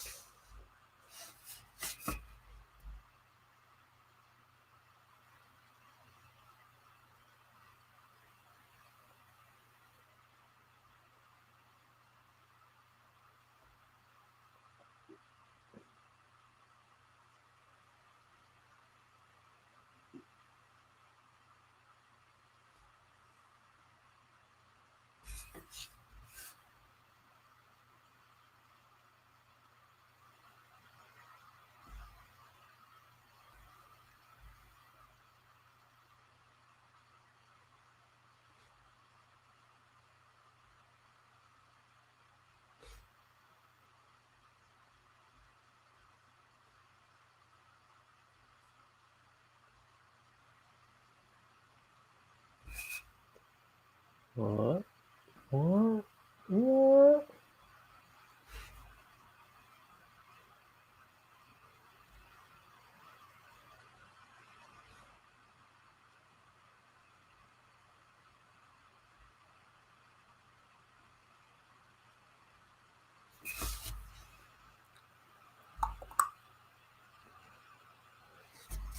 You got the head back in 2011. Apparently, you got it back when Amazon did print-on-demand stuff. Oh, cool.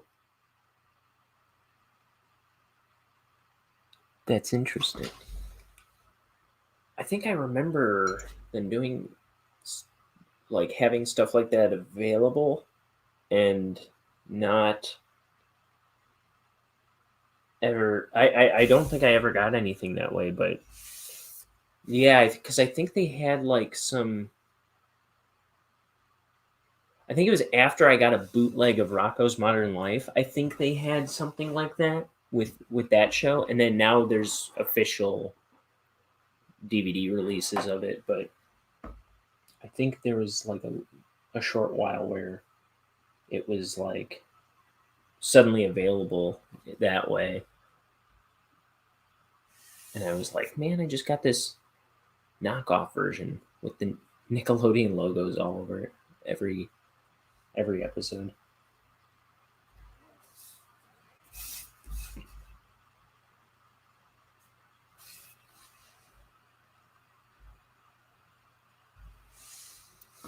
Yeah, I think I like everywhere I looked, it was at least $100.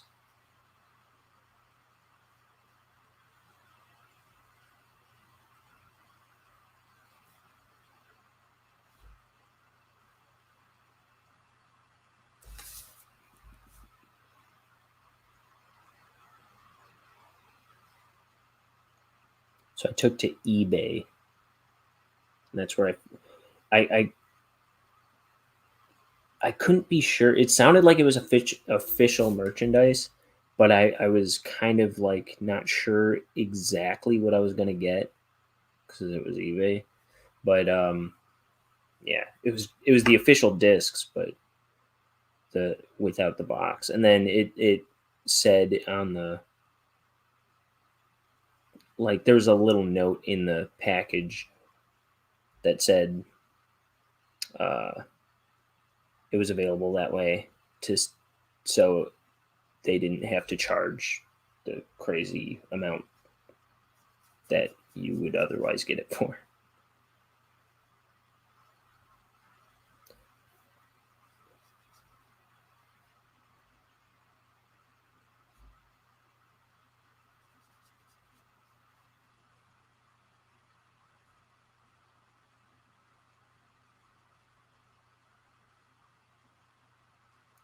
Let's see.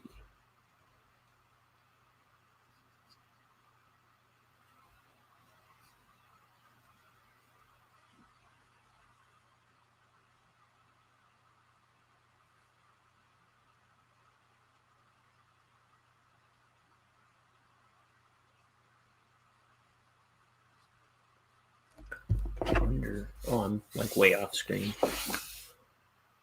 Oh wait. Oh, are they edited? Really? That's upsetting.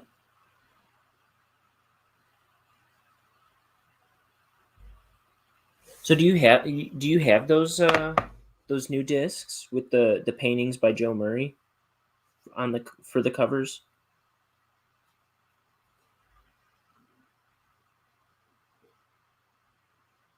Oh, Tyler's home.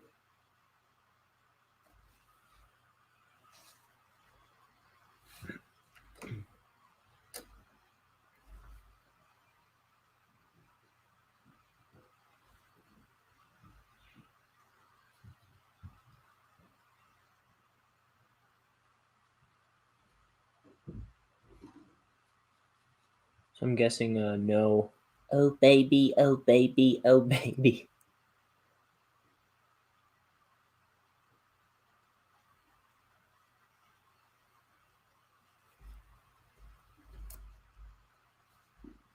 Ooh, this is gonna be tricky. How do I do it? How do I do it?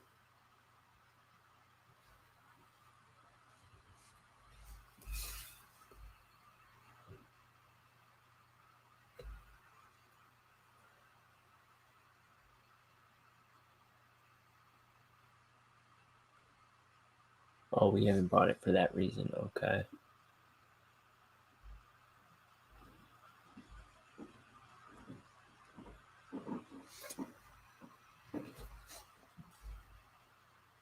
Interesting. I didn't know that.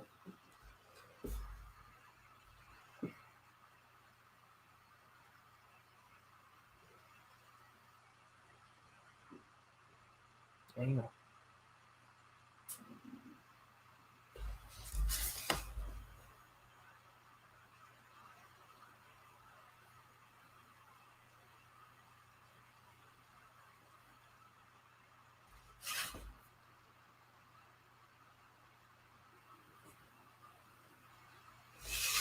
Okay. Let's see. I think what I'm gonna do is something like this.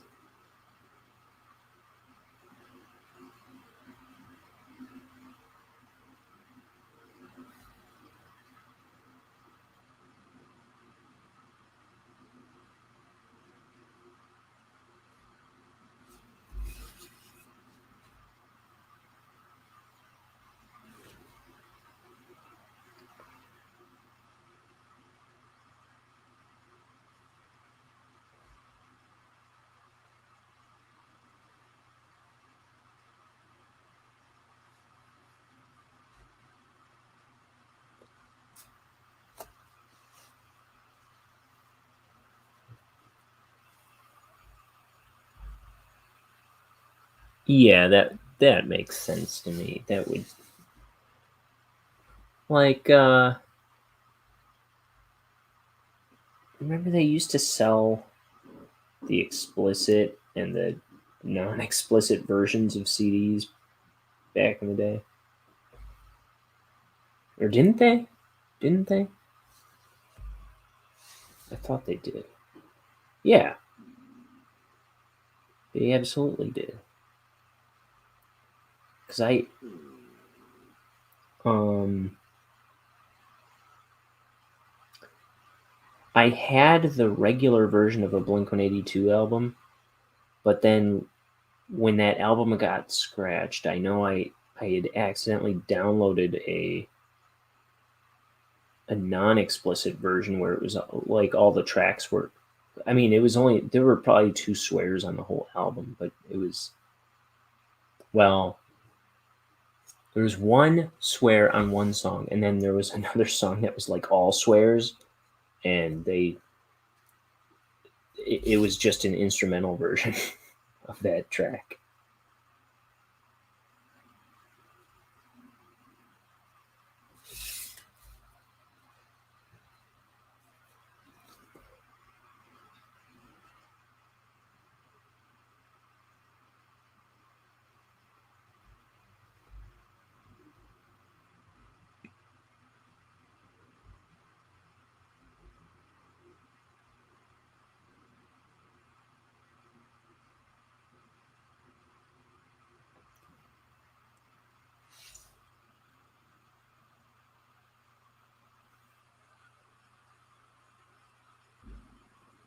Oh yeah, you were only allowed to buy the clean versions. I I don't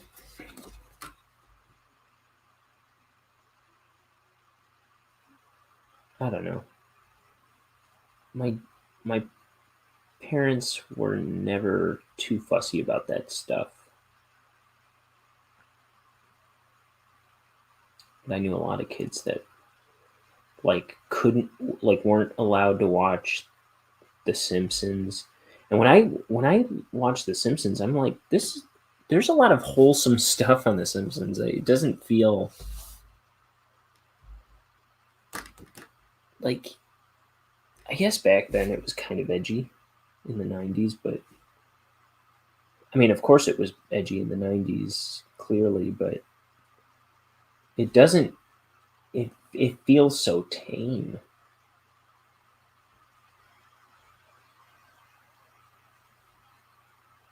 And like I say, there is a lot of wholesome stuff on The Simpsons where I'm really surprised at like when I think about how many friends I had that weren't allowed to watch it.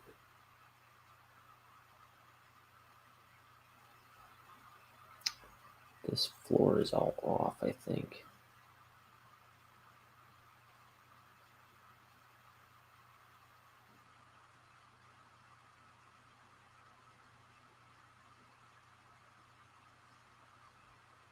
That's better.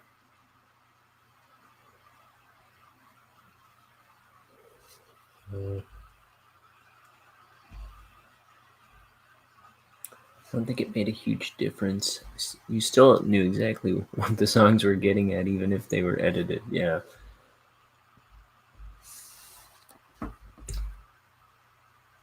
I mean, as much as I like Ren and Stimpy, I kind of get it. There was a lot of like over the top anger coming out of that show, but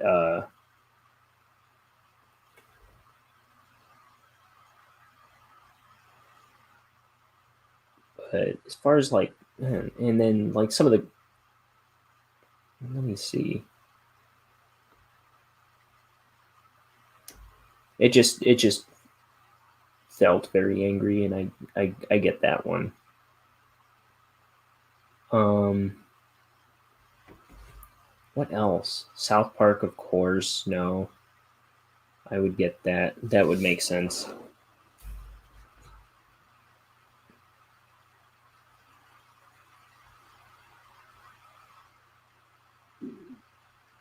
Hmm. It wasn't something my parents were worried about, though, and I don't think I would be too worried about it either if I had kids. But I get it.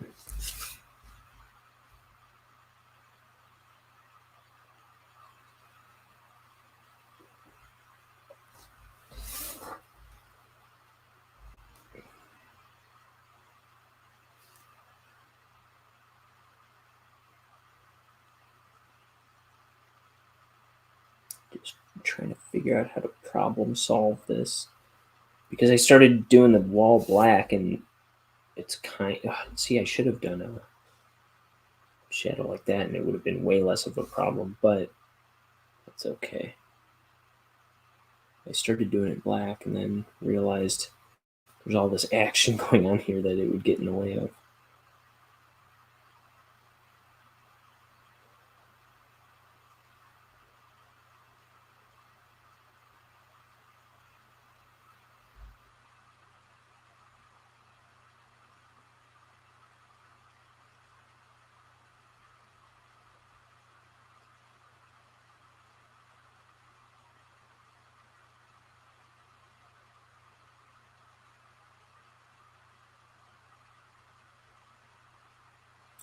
Man,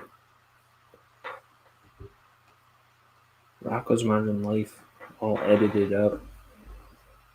That'd be weird.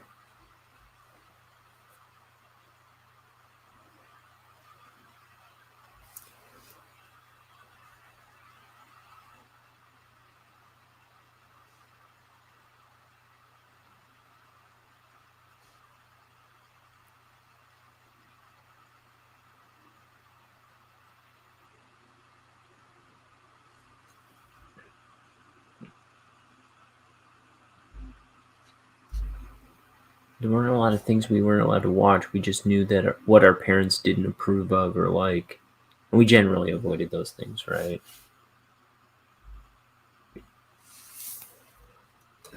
I remember I had one friend in particular who was whose parents were very,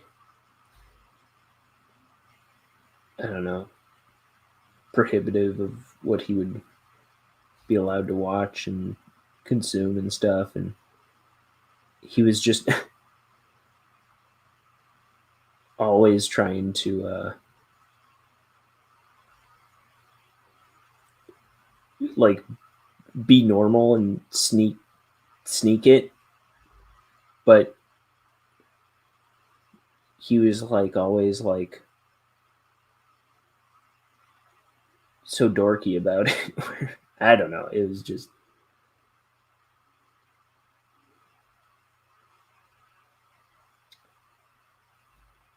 Like he'd always be the one making like doing Cartman impressions and stuff, and it's like, dude, you clearly don't know what Cartman is.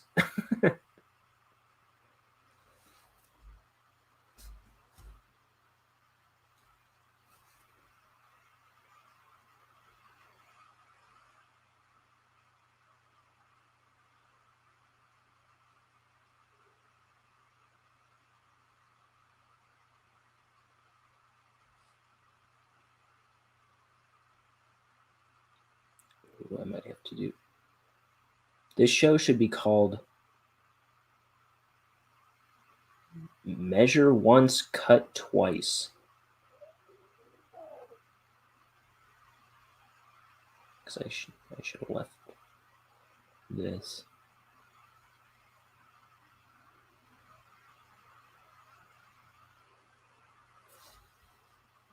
Oh, you can't even see what I'm talking about. Okay. Or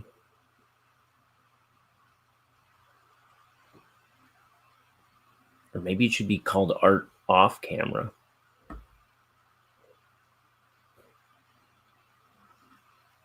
Art Behind the Camera.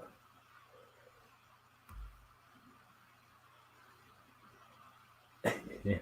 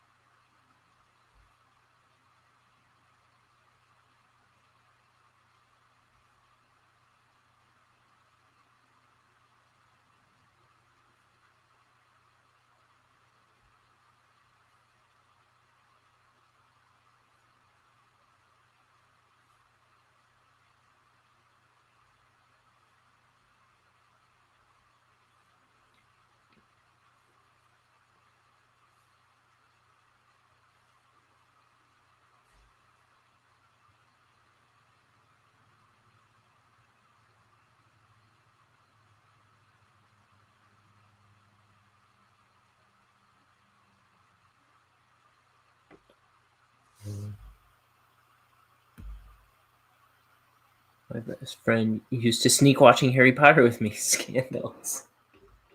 Oh, they weren't allowed to watch Harry Potter, huh?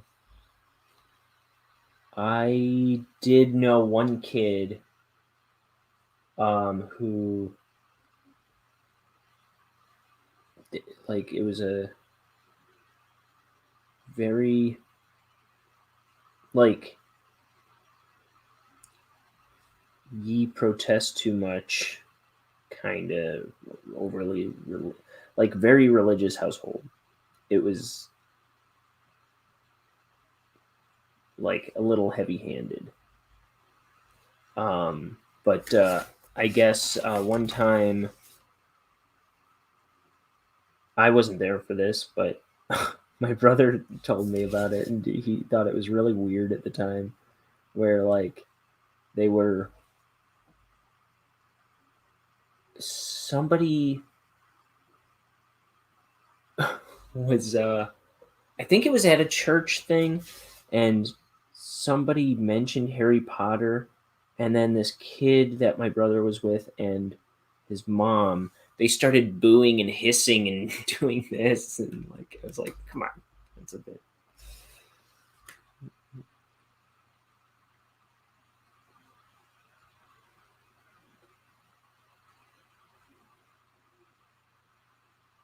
Like I don't think everybody at this church was doing that. I think it was just those two people.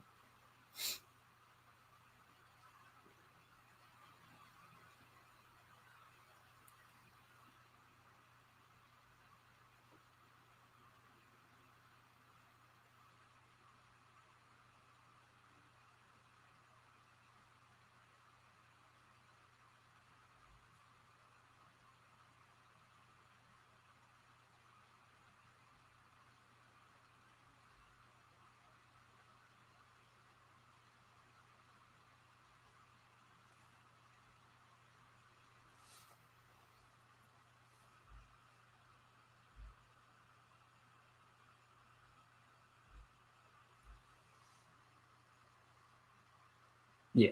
I, oh, I know you guys watched Harry Potter.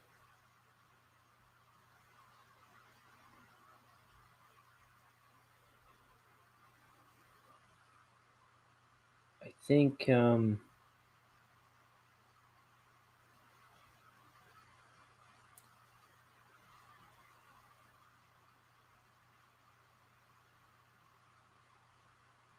I think Kat is one of the earliest Harry Potter fans I can really remember. That sounds kind of crazy because Harry Potter was always huge. Let me think. I remember being in.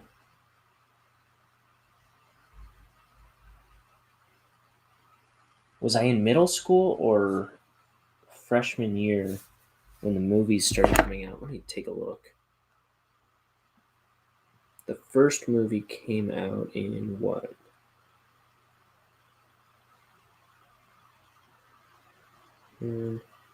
Source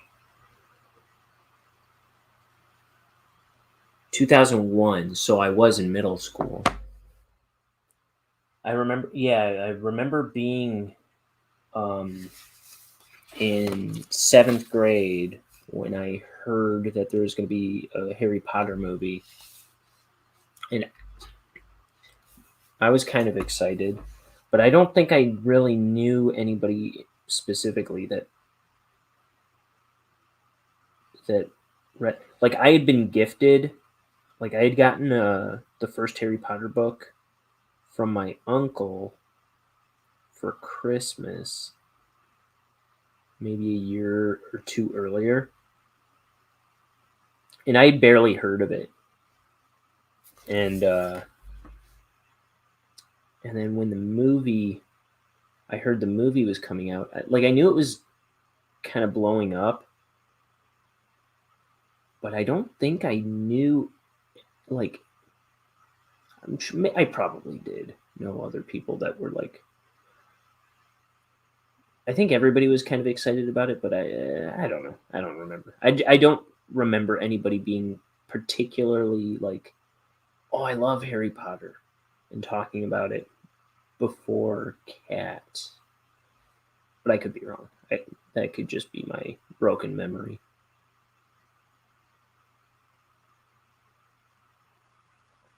But yeah, she always had like pins and stuff.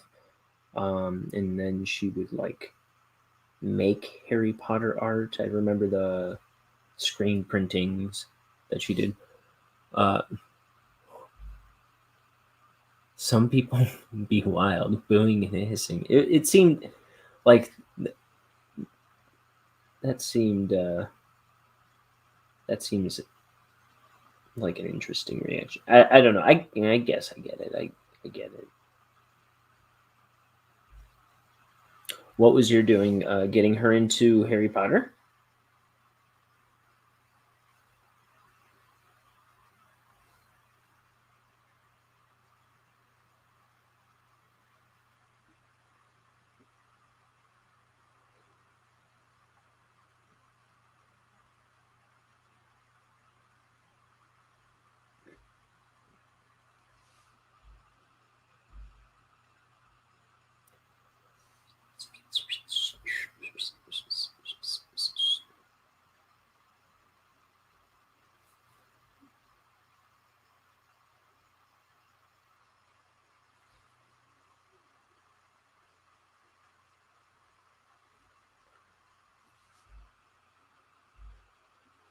We hadn't read the books or gone to see the first movie in theaters. I saw it playing at a Borders bookstore and immediately was like, why have we not read and watched this?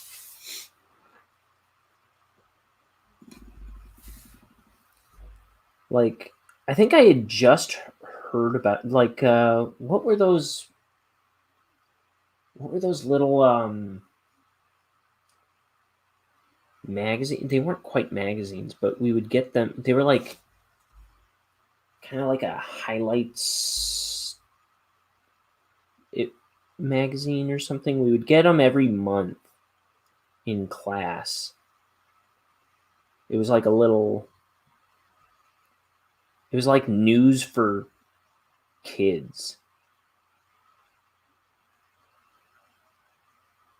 I forget what it was called.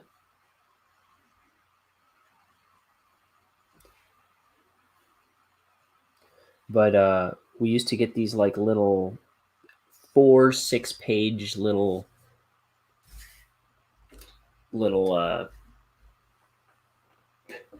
periodicals or something. And I remember reading about Harry Potter and like how it was shaping up to be the next big thing. and and I'd be like, okay, sounds neat. Wizards, cool. And it was like the next time I think somebody asked me if I was interested in it, like leading up to Christmas. And I was like, I don't know. I don't really know much about it. And then I got the first book for Christmas. And I was kind of excited because it seemed interesting. It's just like I had no reason to particularly care about it before. But but yeah. I've read all the books. I have all the books in my house. I bought the second book twice. Well, I got the second book originally as a paperback. Oh, dude, I cannot stay on camera. I got the, I got the. Yeah, you know what I'm talking about. I don't know what it was called though. But I got the second book paperback originally. I think also for Christmas, and it kind of bummed me out that it was the only one I had that was paperback and not hardcover. So eventually I bought it. I think I might have been with your sister at some point, and I saw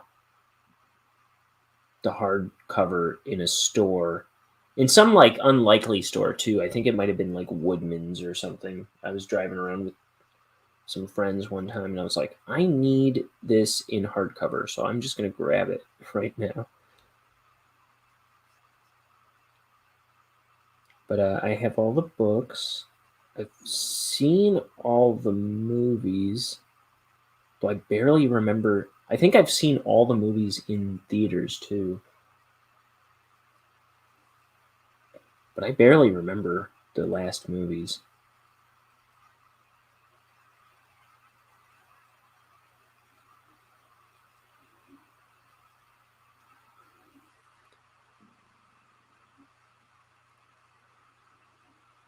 But I was always a pretty casual fan of them.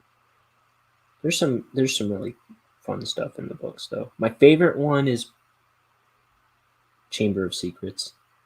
I thought that was a really fun book.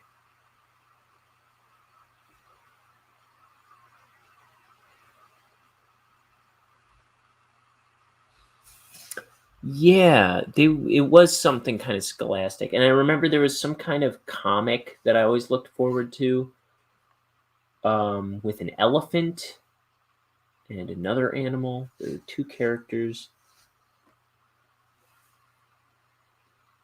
Yeah, it was some kind of scholastic news thing, but it wasn't like all about books. It oh, yeah. It had like news stuff in there, like world news, but fit for kids.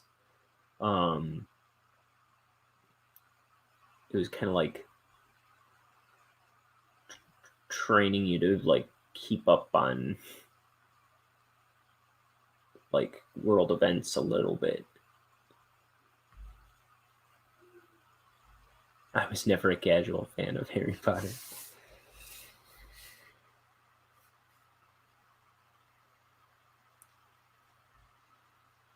Chapter 1. Oh my god, oh my god, oh my god, oh my god, oh my god.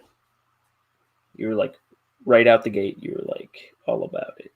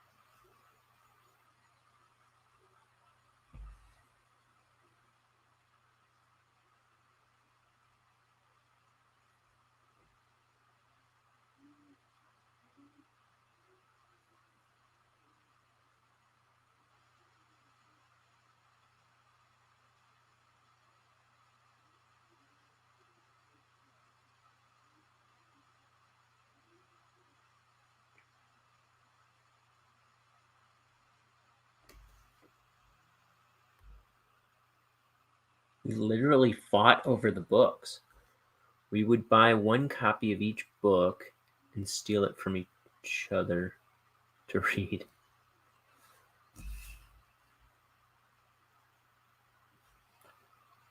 Yeah, I think I could very well be the only person in my family that read all the books. I know my brother, who was not much of a reader ever in his life, uh, I think this was like less than 10 years ago.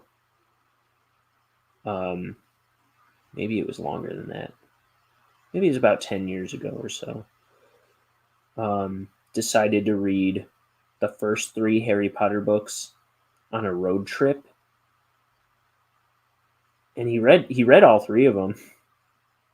He started calling everybody mudbloods.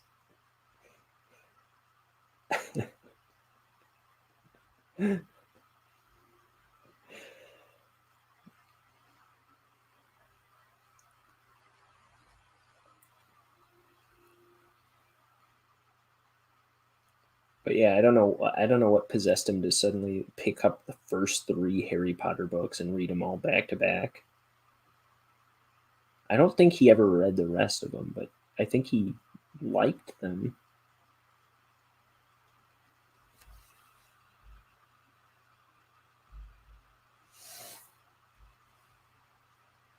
But other than that, I don't think anybody really read. I don't think anybody in my family read Harry Potter other than me and him. I'm not so sure if any of them have seen the movies. I would say most of my siblings have probably not seen the movies.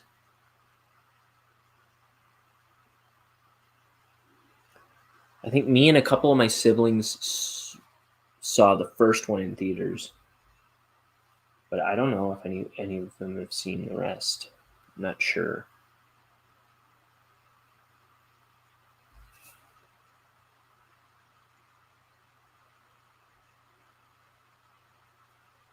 Ow, my face. Hit my face on the camera. It's like I like to do that or something.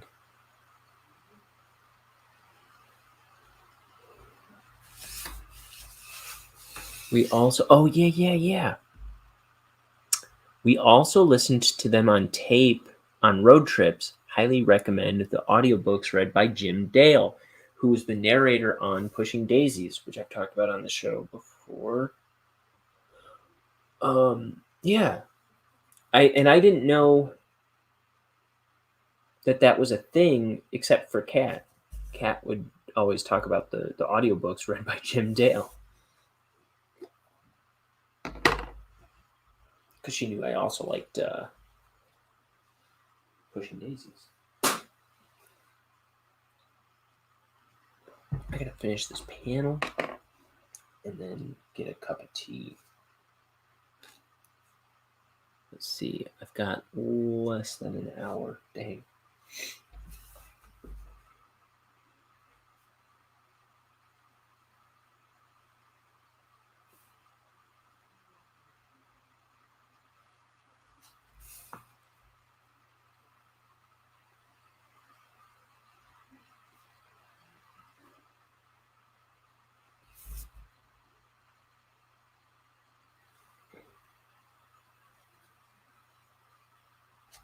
Okay, a couple more details.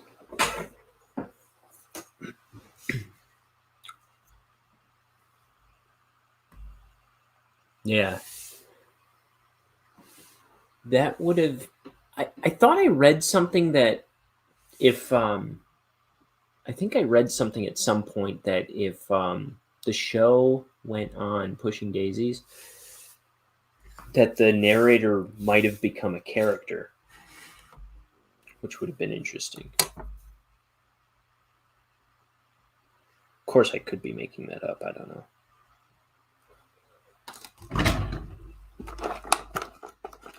I read so much speculative stuff about Pushing Daisies over the years. I mean, it was supposed to come back in like 7 different forms: Broadway musical, a comic book. The comic book was like actually happening for a moment. They made 4 pages of it. It was supposed to be like 4 issues or something.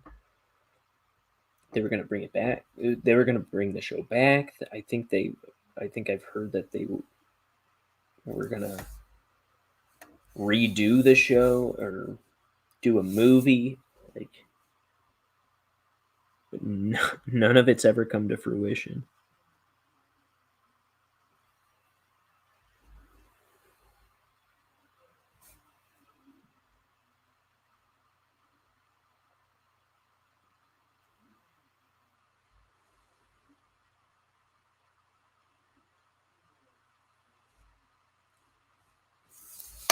Does that work?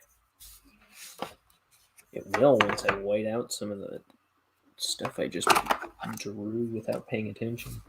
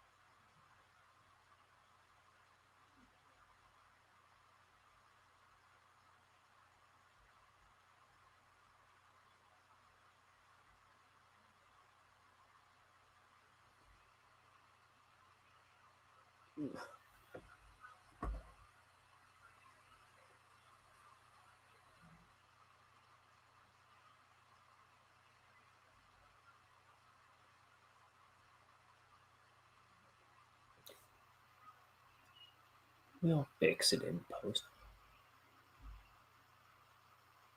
I always reference that show when I talk about Jim Dale. I don't know what else he's done other if besides those 2 things.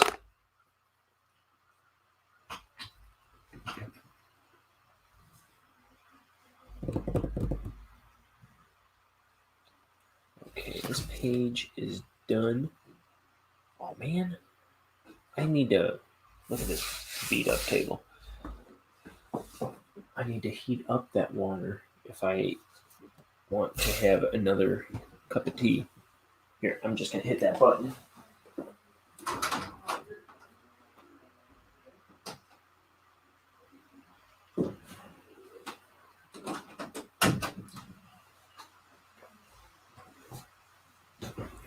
Ooh. Okay. Back to wake. And I think I'm out of ink here too, so I gotta pour more ink. Got about 45 minutes. Less than 45 minutes. This year to ink pages.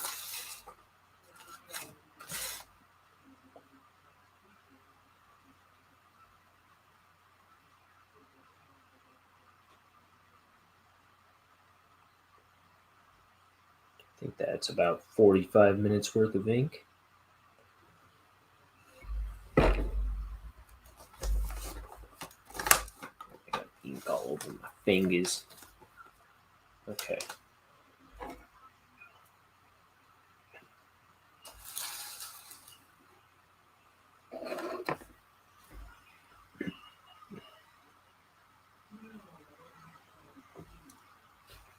Look at me, starting right out the gate, off camera.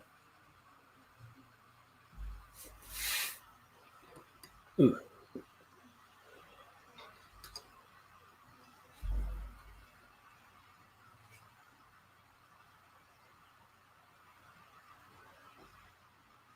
It's my favorite thing to do, not be on camera, I guess.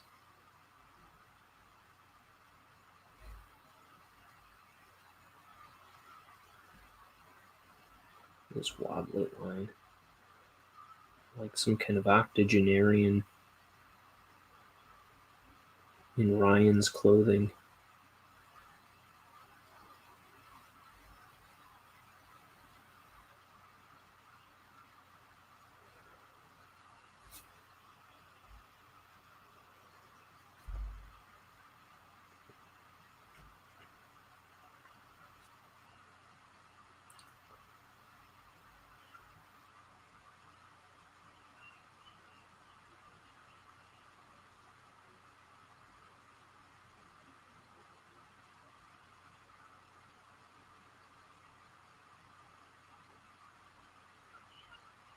This is the way we ink the book, ink the book, ink the book. This is the way we ink the book all the ding dong day.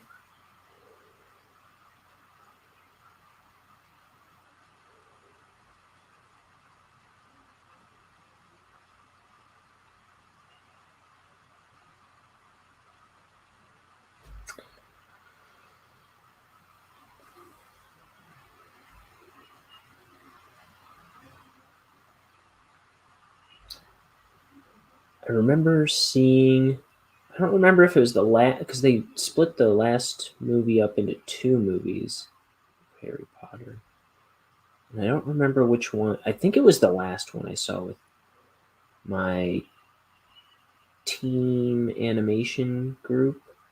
No, it was some film making team, or my filmmaking team. My film. I had a team in a film class that we called ourselves Team Awesome. So you know we were awesome because we called ourselves Team Awesome. We all went and saw, I believe it was the last Harry Potter movie together.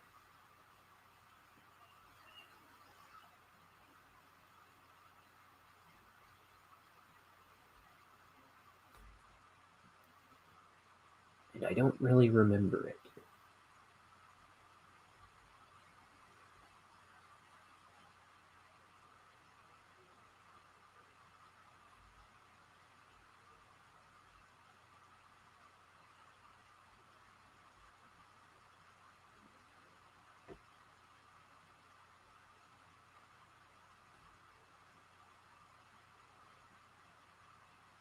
I would say just about all the Harry Potter movies I've only seen once. So I don't remember a lot of the movies. I've probably seen the first two a couple times. So I remember the movies a little more than those movies a little more than the other ones.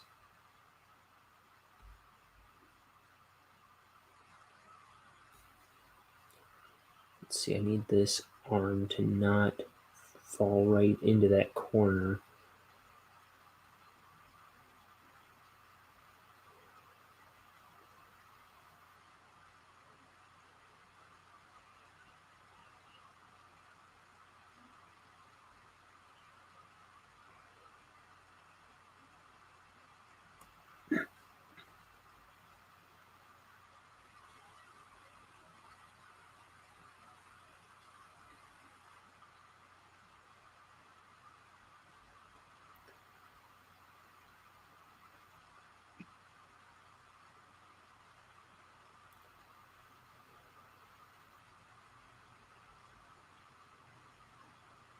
Um,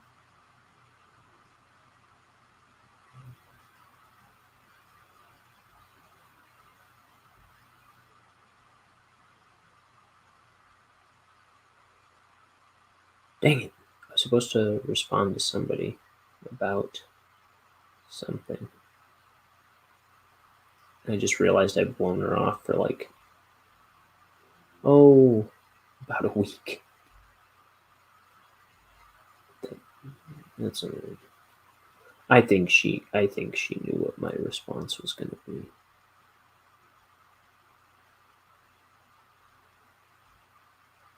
I just feel bad that I left her hanging.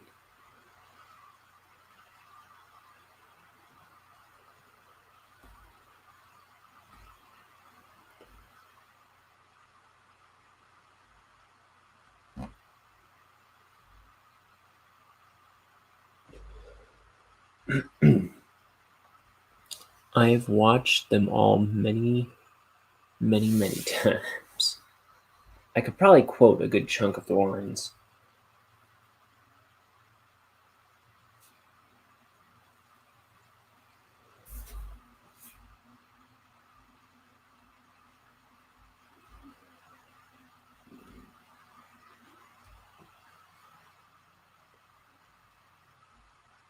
I saw something recently about it calling out that what's it? It's like there's this scene where what's her name? Tim Burton's wife, uh, Helena Bonham Carter. She's playing Hermione, playing Bellatrix. I forget. They pointed out like how many layers of acting it is, and it just sounded kind of crazy.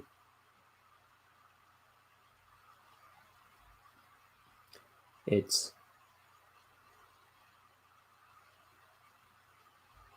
her. I don't know. I'm not gonna do. I'm not gonna think about it too hard right now. But you know the scene I'm talking about, where it's like Hermione looks like the other character, and she's pretending to be her.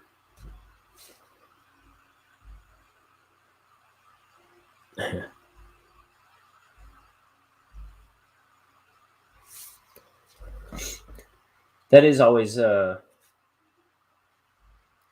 that is always fun to see, like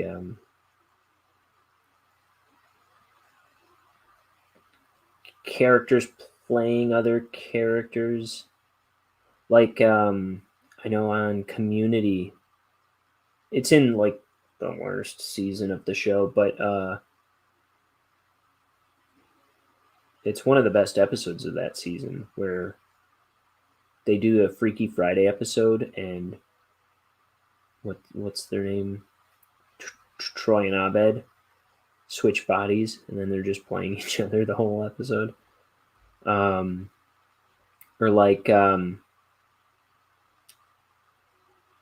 what's his name? The voice actor Eric Bauza, who's not my favorite, but he plays Bugs Bunny and stuff. And there's a documentary where he's talking about how like there's this one cartoon where Mel Blanc is playing. He's there's the one cartoon where Mel Blanc is playing, obviously, Daffy Duck and Bugs Bunny, as always, but in the scene they're doing the Wabbit season, Duck season thing with Elmer Fudd, and they're both pretending to be each other to like make it more confusing, and so it's like Bugs Bunny is doing an impression of Daffy Duck, and Daffy Duck is doing an impression of Bugs Bunny, but they're both distinctively different. You know what I mean? And it's the same guy doing both voices out, and but it's funny. Like you'd think, you know, Daffy Duck doing Bugs and Bugs doing Daffy would almost sound the same, but they're notably different. I don't know. It's pretty funny. But not only is it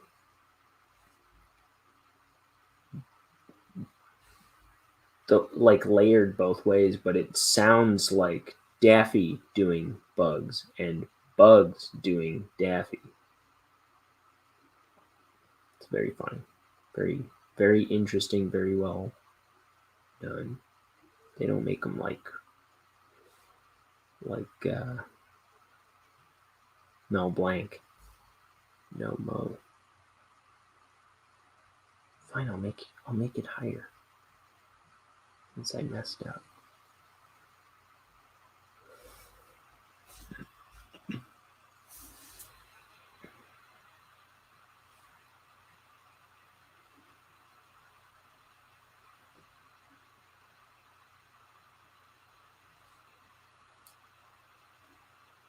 Oh. You know what I get to have? Tea. I'll be right back.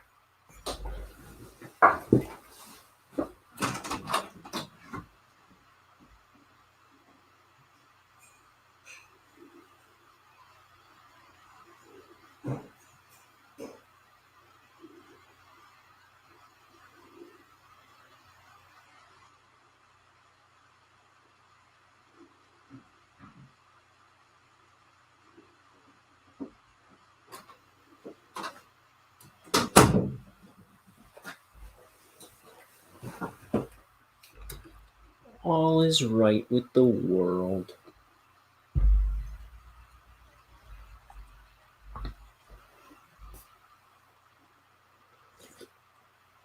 Yum. Tastes like scalding water.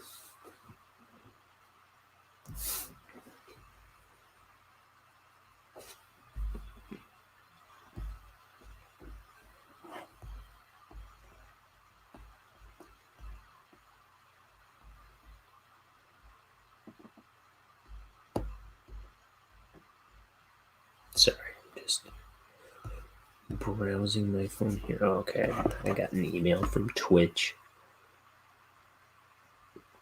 I keep getting emails from Twitch.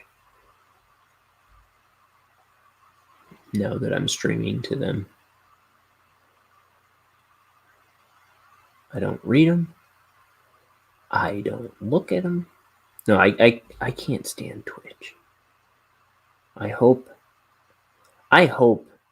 my channel explodes there and I take over the whole website.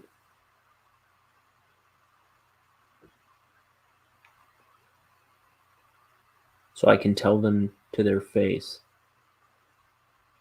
your website sucks.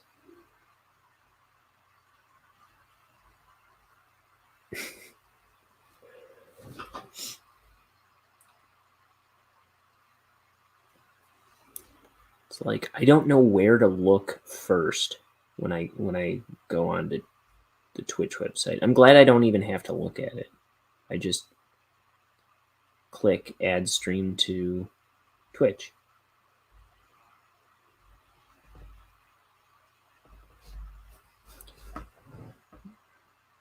And some people really like it. I don't know why.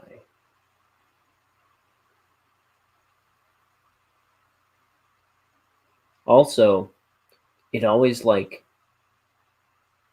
pretty sure every time I go on it, it just starts auto playing some jerk I don't care about. Like loud game playing or something. I'm like, shut up. Why would I care? Why would I care?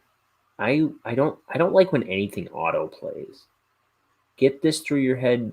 Websites, Netflix, Hulu, anything. Stop auto playing stuff for me. I don't want anything that you just out the gate play for me. Ever. You're always wrong. Always will be. Even when you play stuff that I was in the middle of playing before, you're always wrong. So don't autoplay stuff. Let me hit play.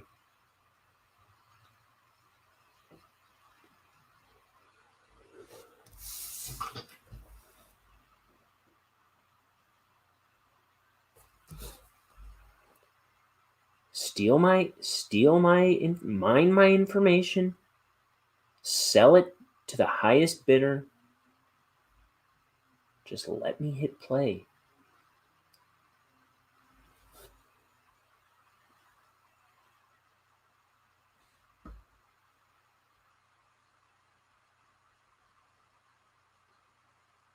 That's another thing. All of a sudden, it's a thing where every time I go onto certain sites, like Indiegogo, every single time. So it's like when I'm checking up on campaigns that I've backed, which I haven't in a while, but it's like every single time I'm on the website, it pops up with a thing that says, like a checkbox, and then that next to a sentence that says, like, please do not sell my information. So it's like, really?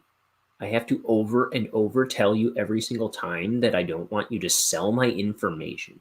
That's so weird. I don't get it either. Some awesome people are on Twitch, but I either watch them specifically or I avoid it completely.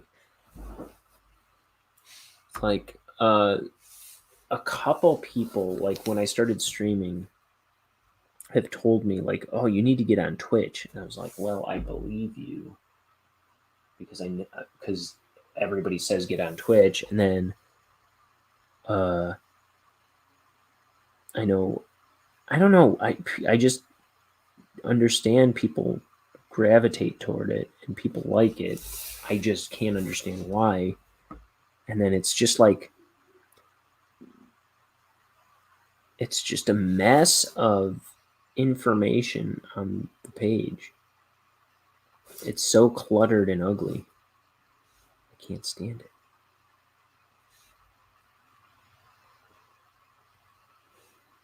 It's like, who designed? It was designed by like PewDiePie, probably. Who's just like doing South Park impressions while he codes. Just like he's like, it's his code is all caps.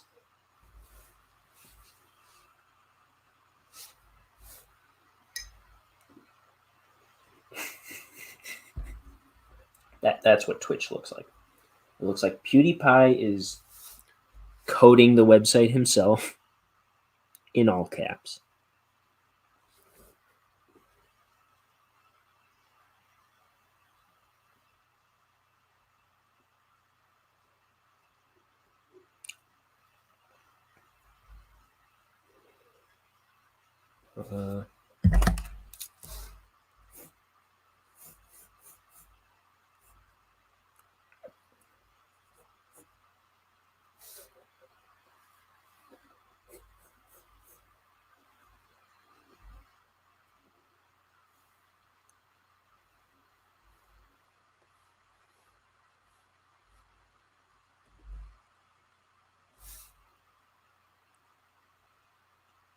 Trying to make it a slightly better composition.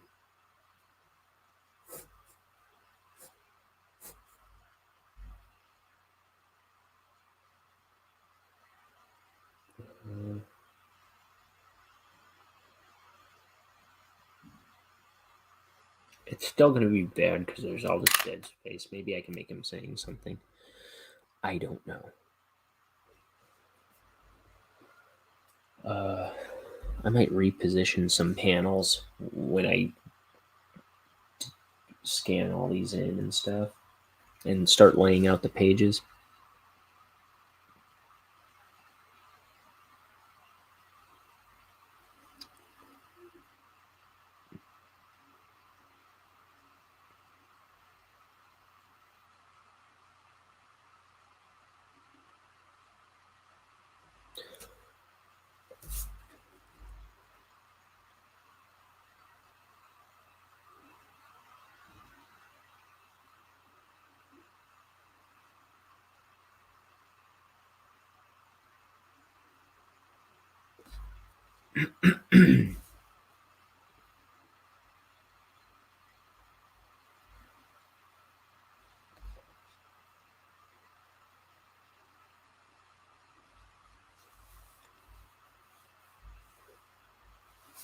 Yeah, there's people I watch on there. Like my friend Kiss Flinch over there. She does art streams and gaming streams. I haven't watched her in a while, but I haven't really watched anything. I lost my login for a long time. But what else? There's this guy, Elliot Fernandez, that streams over there. He's doing a book called Doom Kicker, written by my guy Doug Tenaple. I like watching him over there. And then there's this other guy, Reagan Lodge, who's doing a book called Wyatt. I would watch every once in a while. I don't think I watched too much of him. But he's got a really cool looking book that he's making. Looks kind of like Mike Mignola, but with like anthropomorphic animal characters. And then, and I was talking about this guy, Matt Gafford. I forget what his name on Twitch is. It might be Frederick Fox with a PH, I think. But he does Star Fox art, which I know what you're thinking. I don't care about Star Fox because it's a dumb. If you're like me, who cares about Star Fox? I don't care about Star Fox. I don't know what a video game is. But there's this guy Matt Gafford, okay, and he is so cool. He makes a single-handedly makes a fan-made cartoon of Star Fox. He can't get paid for it. Or like he can't he had a YouTube channel where he was like showing the making of the episodes. I don't know. He was doing it on YouTube for a while, but he got his monetization taken away from him because it's not his property, right?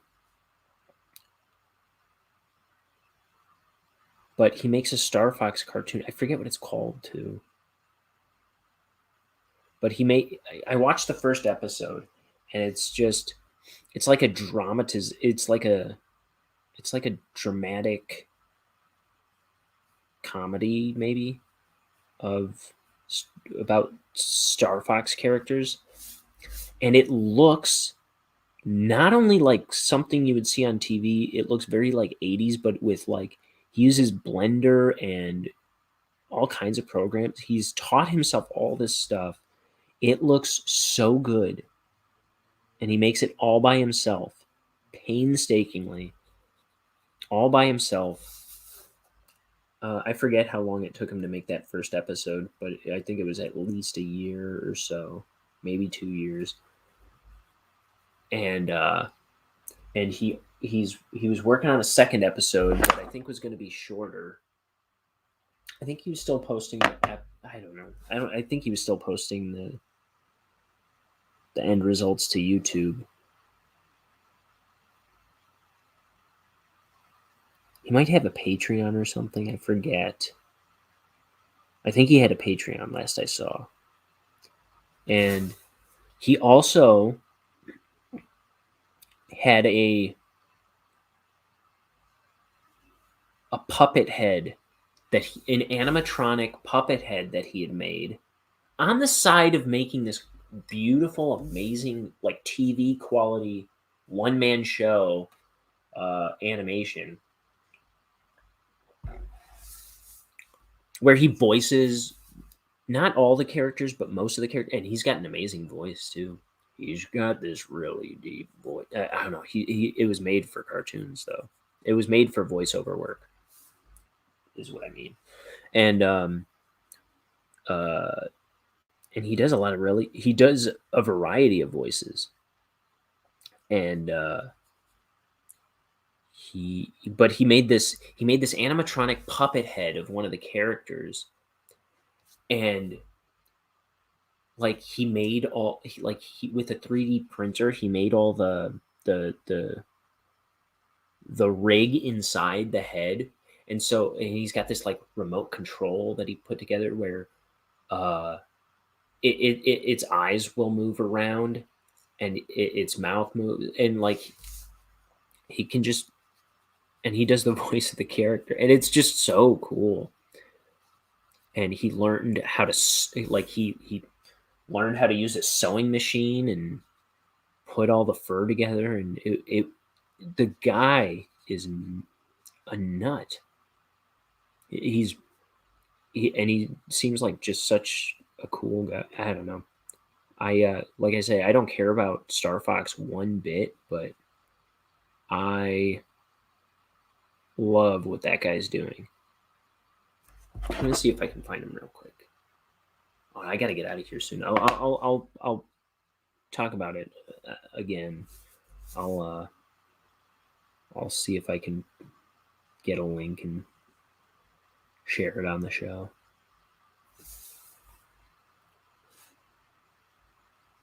But he is something else. He's a machine. You said the puppet head sounds horrifying and amazing. It was it was more horrifying when he was still making it, and I think it was like missing eyebrows or something. But it is so cool, and it again, it's like studio quality. It looks like something that belongs on TV. Like this guy belongs on TV to some capacity. Like but he should really start making his own property.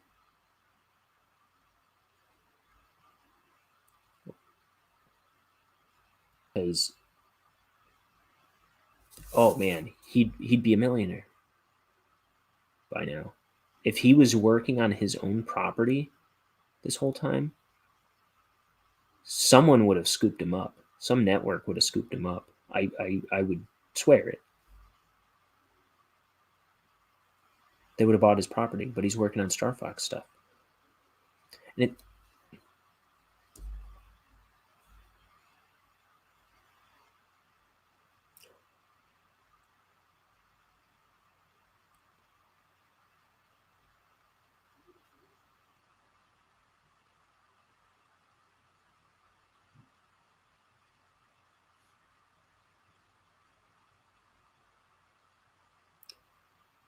I think it was while he was making that maybe the second episode. I don't last I saw the second episode wasn't done. I forget if it was while he was making the first or the second one. He was also quitting smoking.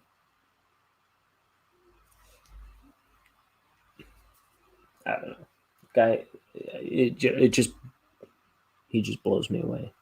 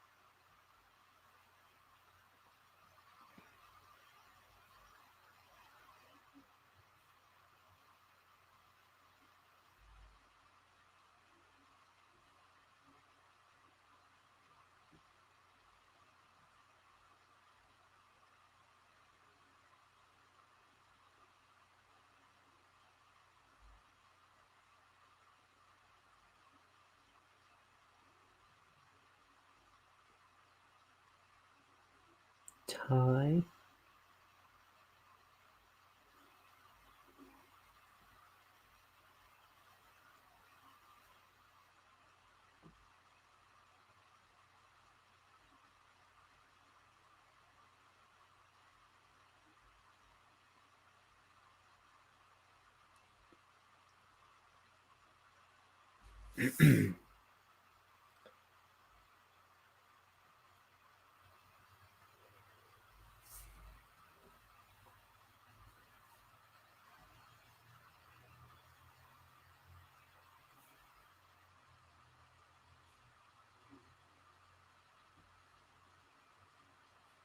But he was a guy I was watching on Twitch, and watching him work on his animation was not the most entertaining thing in the world,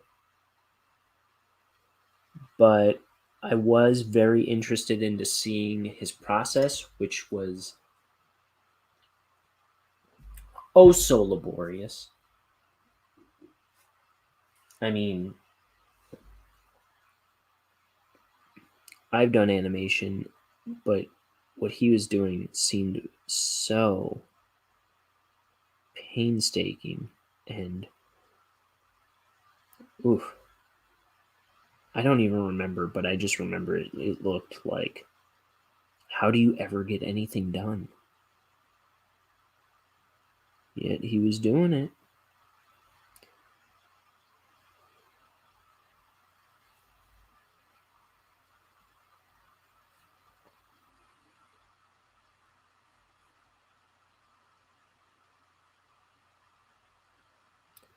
And yeah, not the most entertaining stuff to watch, but if you find his animation, and I still all the same, I encourage you, not necessarily you, Meredith, but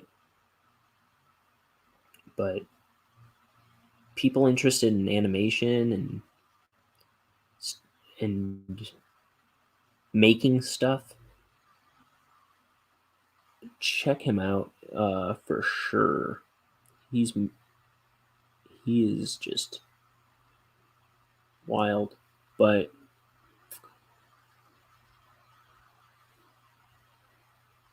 definitely check out, see if you can find his finished animations on YouTube, because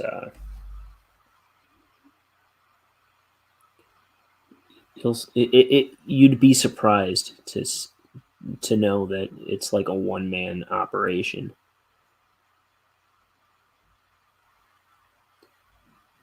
And he makes all the music too, like all this synthy '80s music that scores it.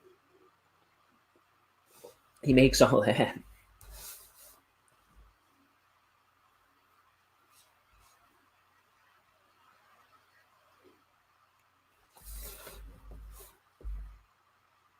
It makes me look at anything I'm working on and go like, why bother? This is trash.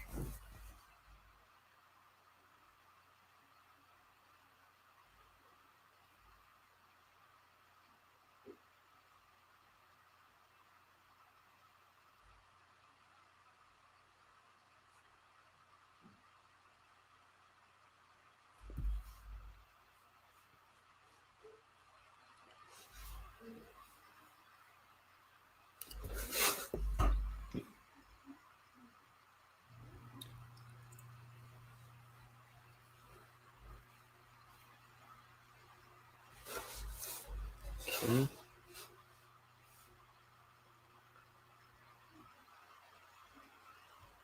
You know what I need?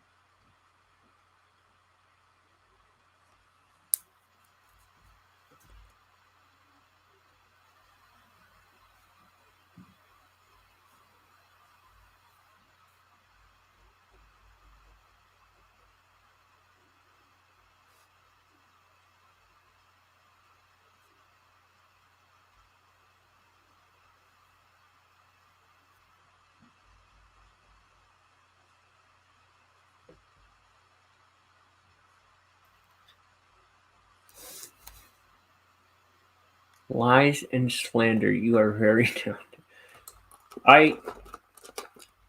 I do feel like I'm hacking it up every day. I feel like I'm not doing a very good comic. I'm not doing a good job. I feel like a total fraud. But then every time I look back at the last batch of pages or I look over the project at large, I'm always really pleased with it. And I'm always really convinced that I'm doing a good job. So, like, today, I don't think these pages are all that noteworthy, but maybe if I look at them in a couple days, I'll be way more impressed with them. Not that these are all that. This is probably one of the least interesting looking sections of the book, just because it's like all pictures of Bonehead crawling in a vent. But yeah, I do feel like I'm not doing a good job every day, but I change my mind when I look back on it. Oh, and then Cami Rory says Vark.tech, and I saw somebody on a different channel commented that they were getting a lot of that too lately, and somebody typed it in, and it was to like some fake LinkedIn page. It is where it took them. So if you're curious, that's what that is.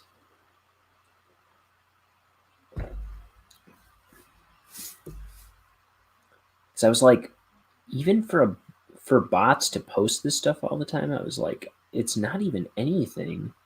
What? Why would they be posting that? And I guess it's like they are links. I didn't think they were actual links.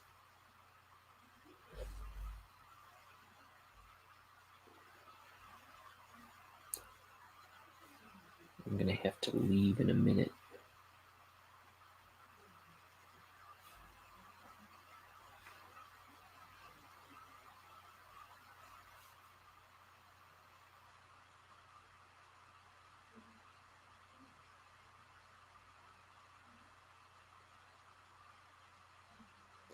But I'm glad it's not just me. It was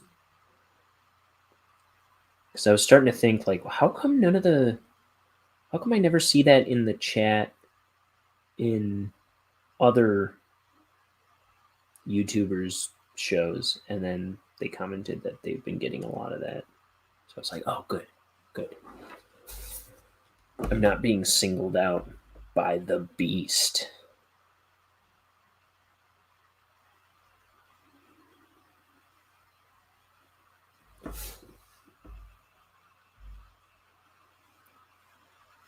You can't click the links to do anything, though. Still seems like an odd choice. Yeah, it does.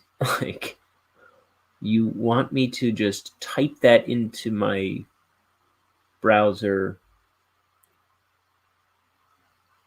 You know, like it is weird. Like, why would I go out of my way to type just some random link?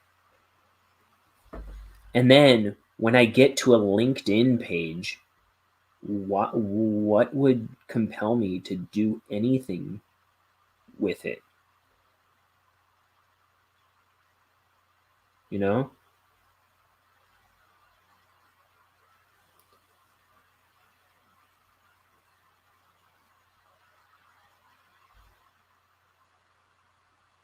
This world is too stinking busy. There's too much going on. Everybody just relax. Work your day job. Stop trying to scam people. You'll get that TV. You don't need the TV. But you'll get it through honest work eventually. Just keep telling yourself that you don't even need it. I don't know. I'm trying to talk scammers down from scamming people.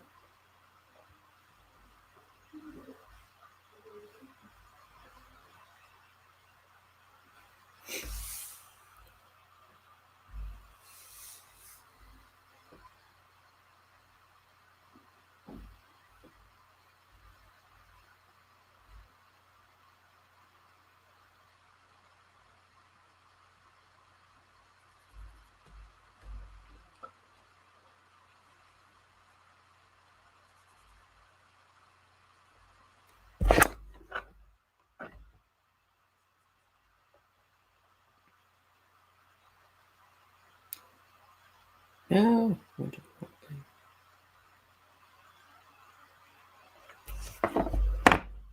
want to see if I can find out what page I was doing at the beginning of the month.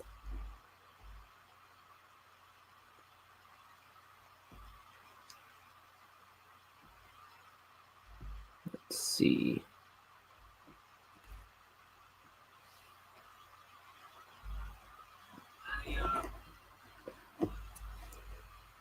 That's November 23rd. I'm looking for December 1st.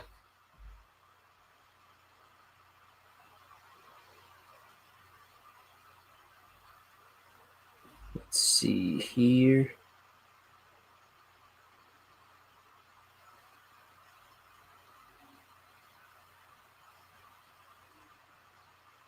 December 2nd.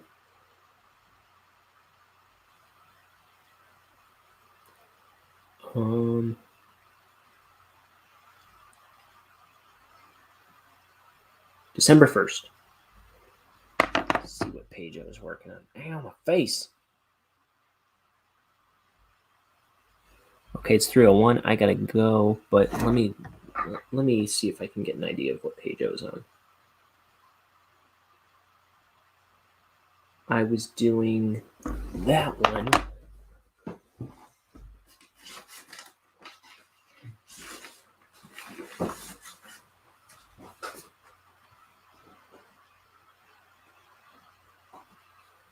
Which is I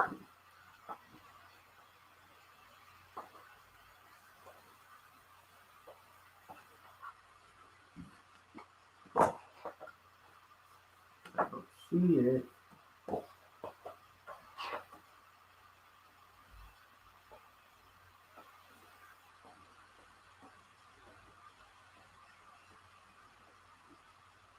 It probably goes back farther than that.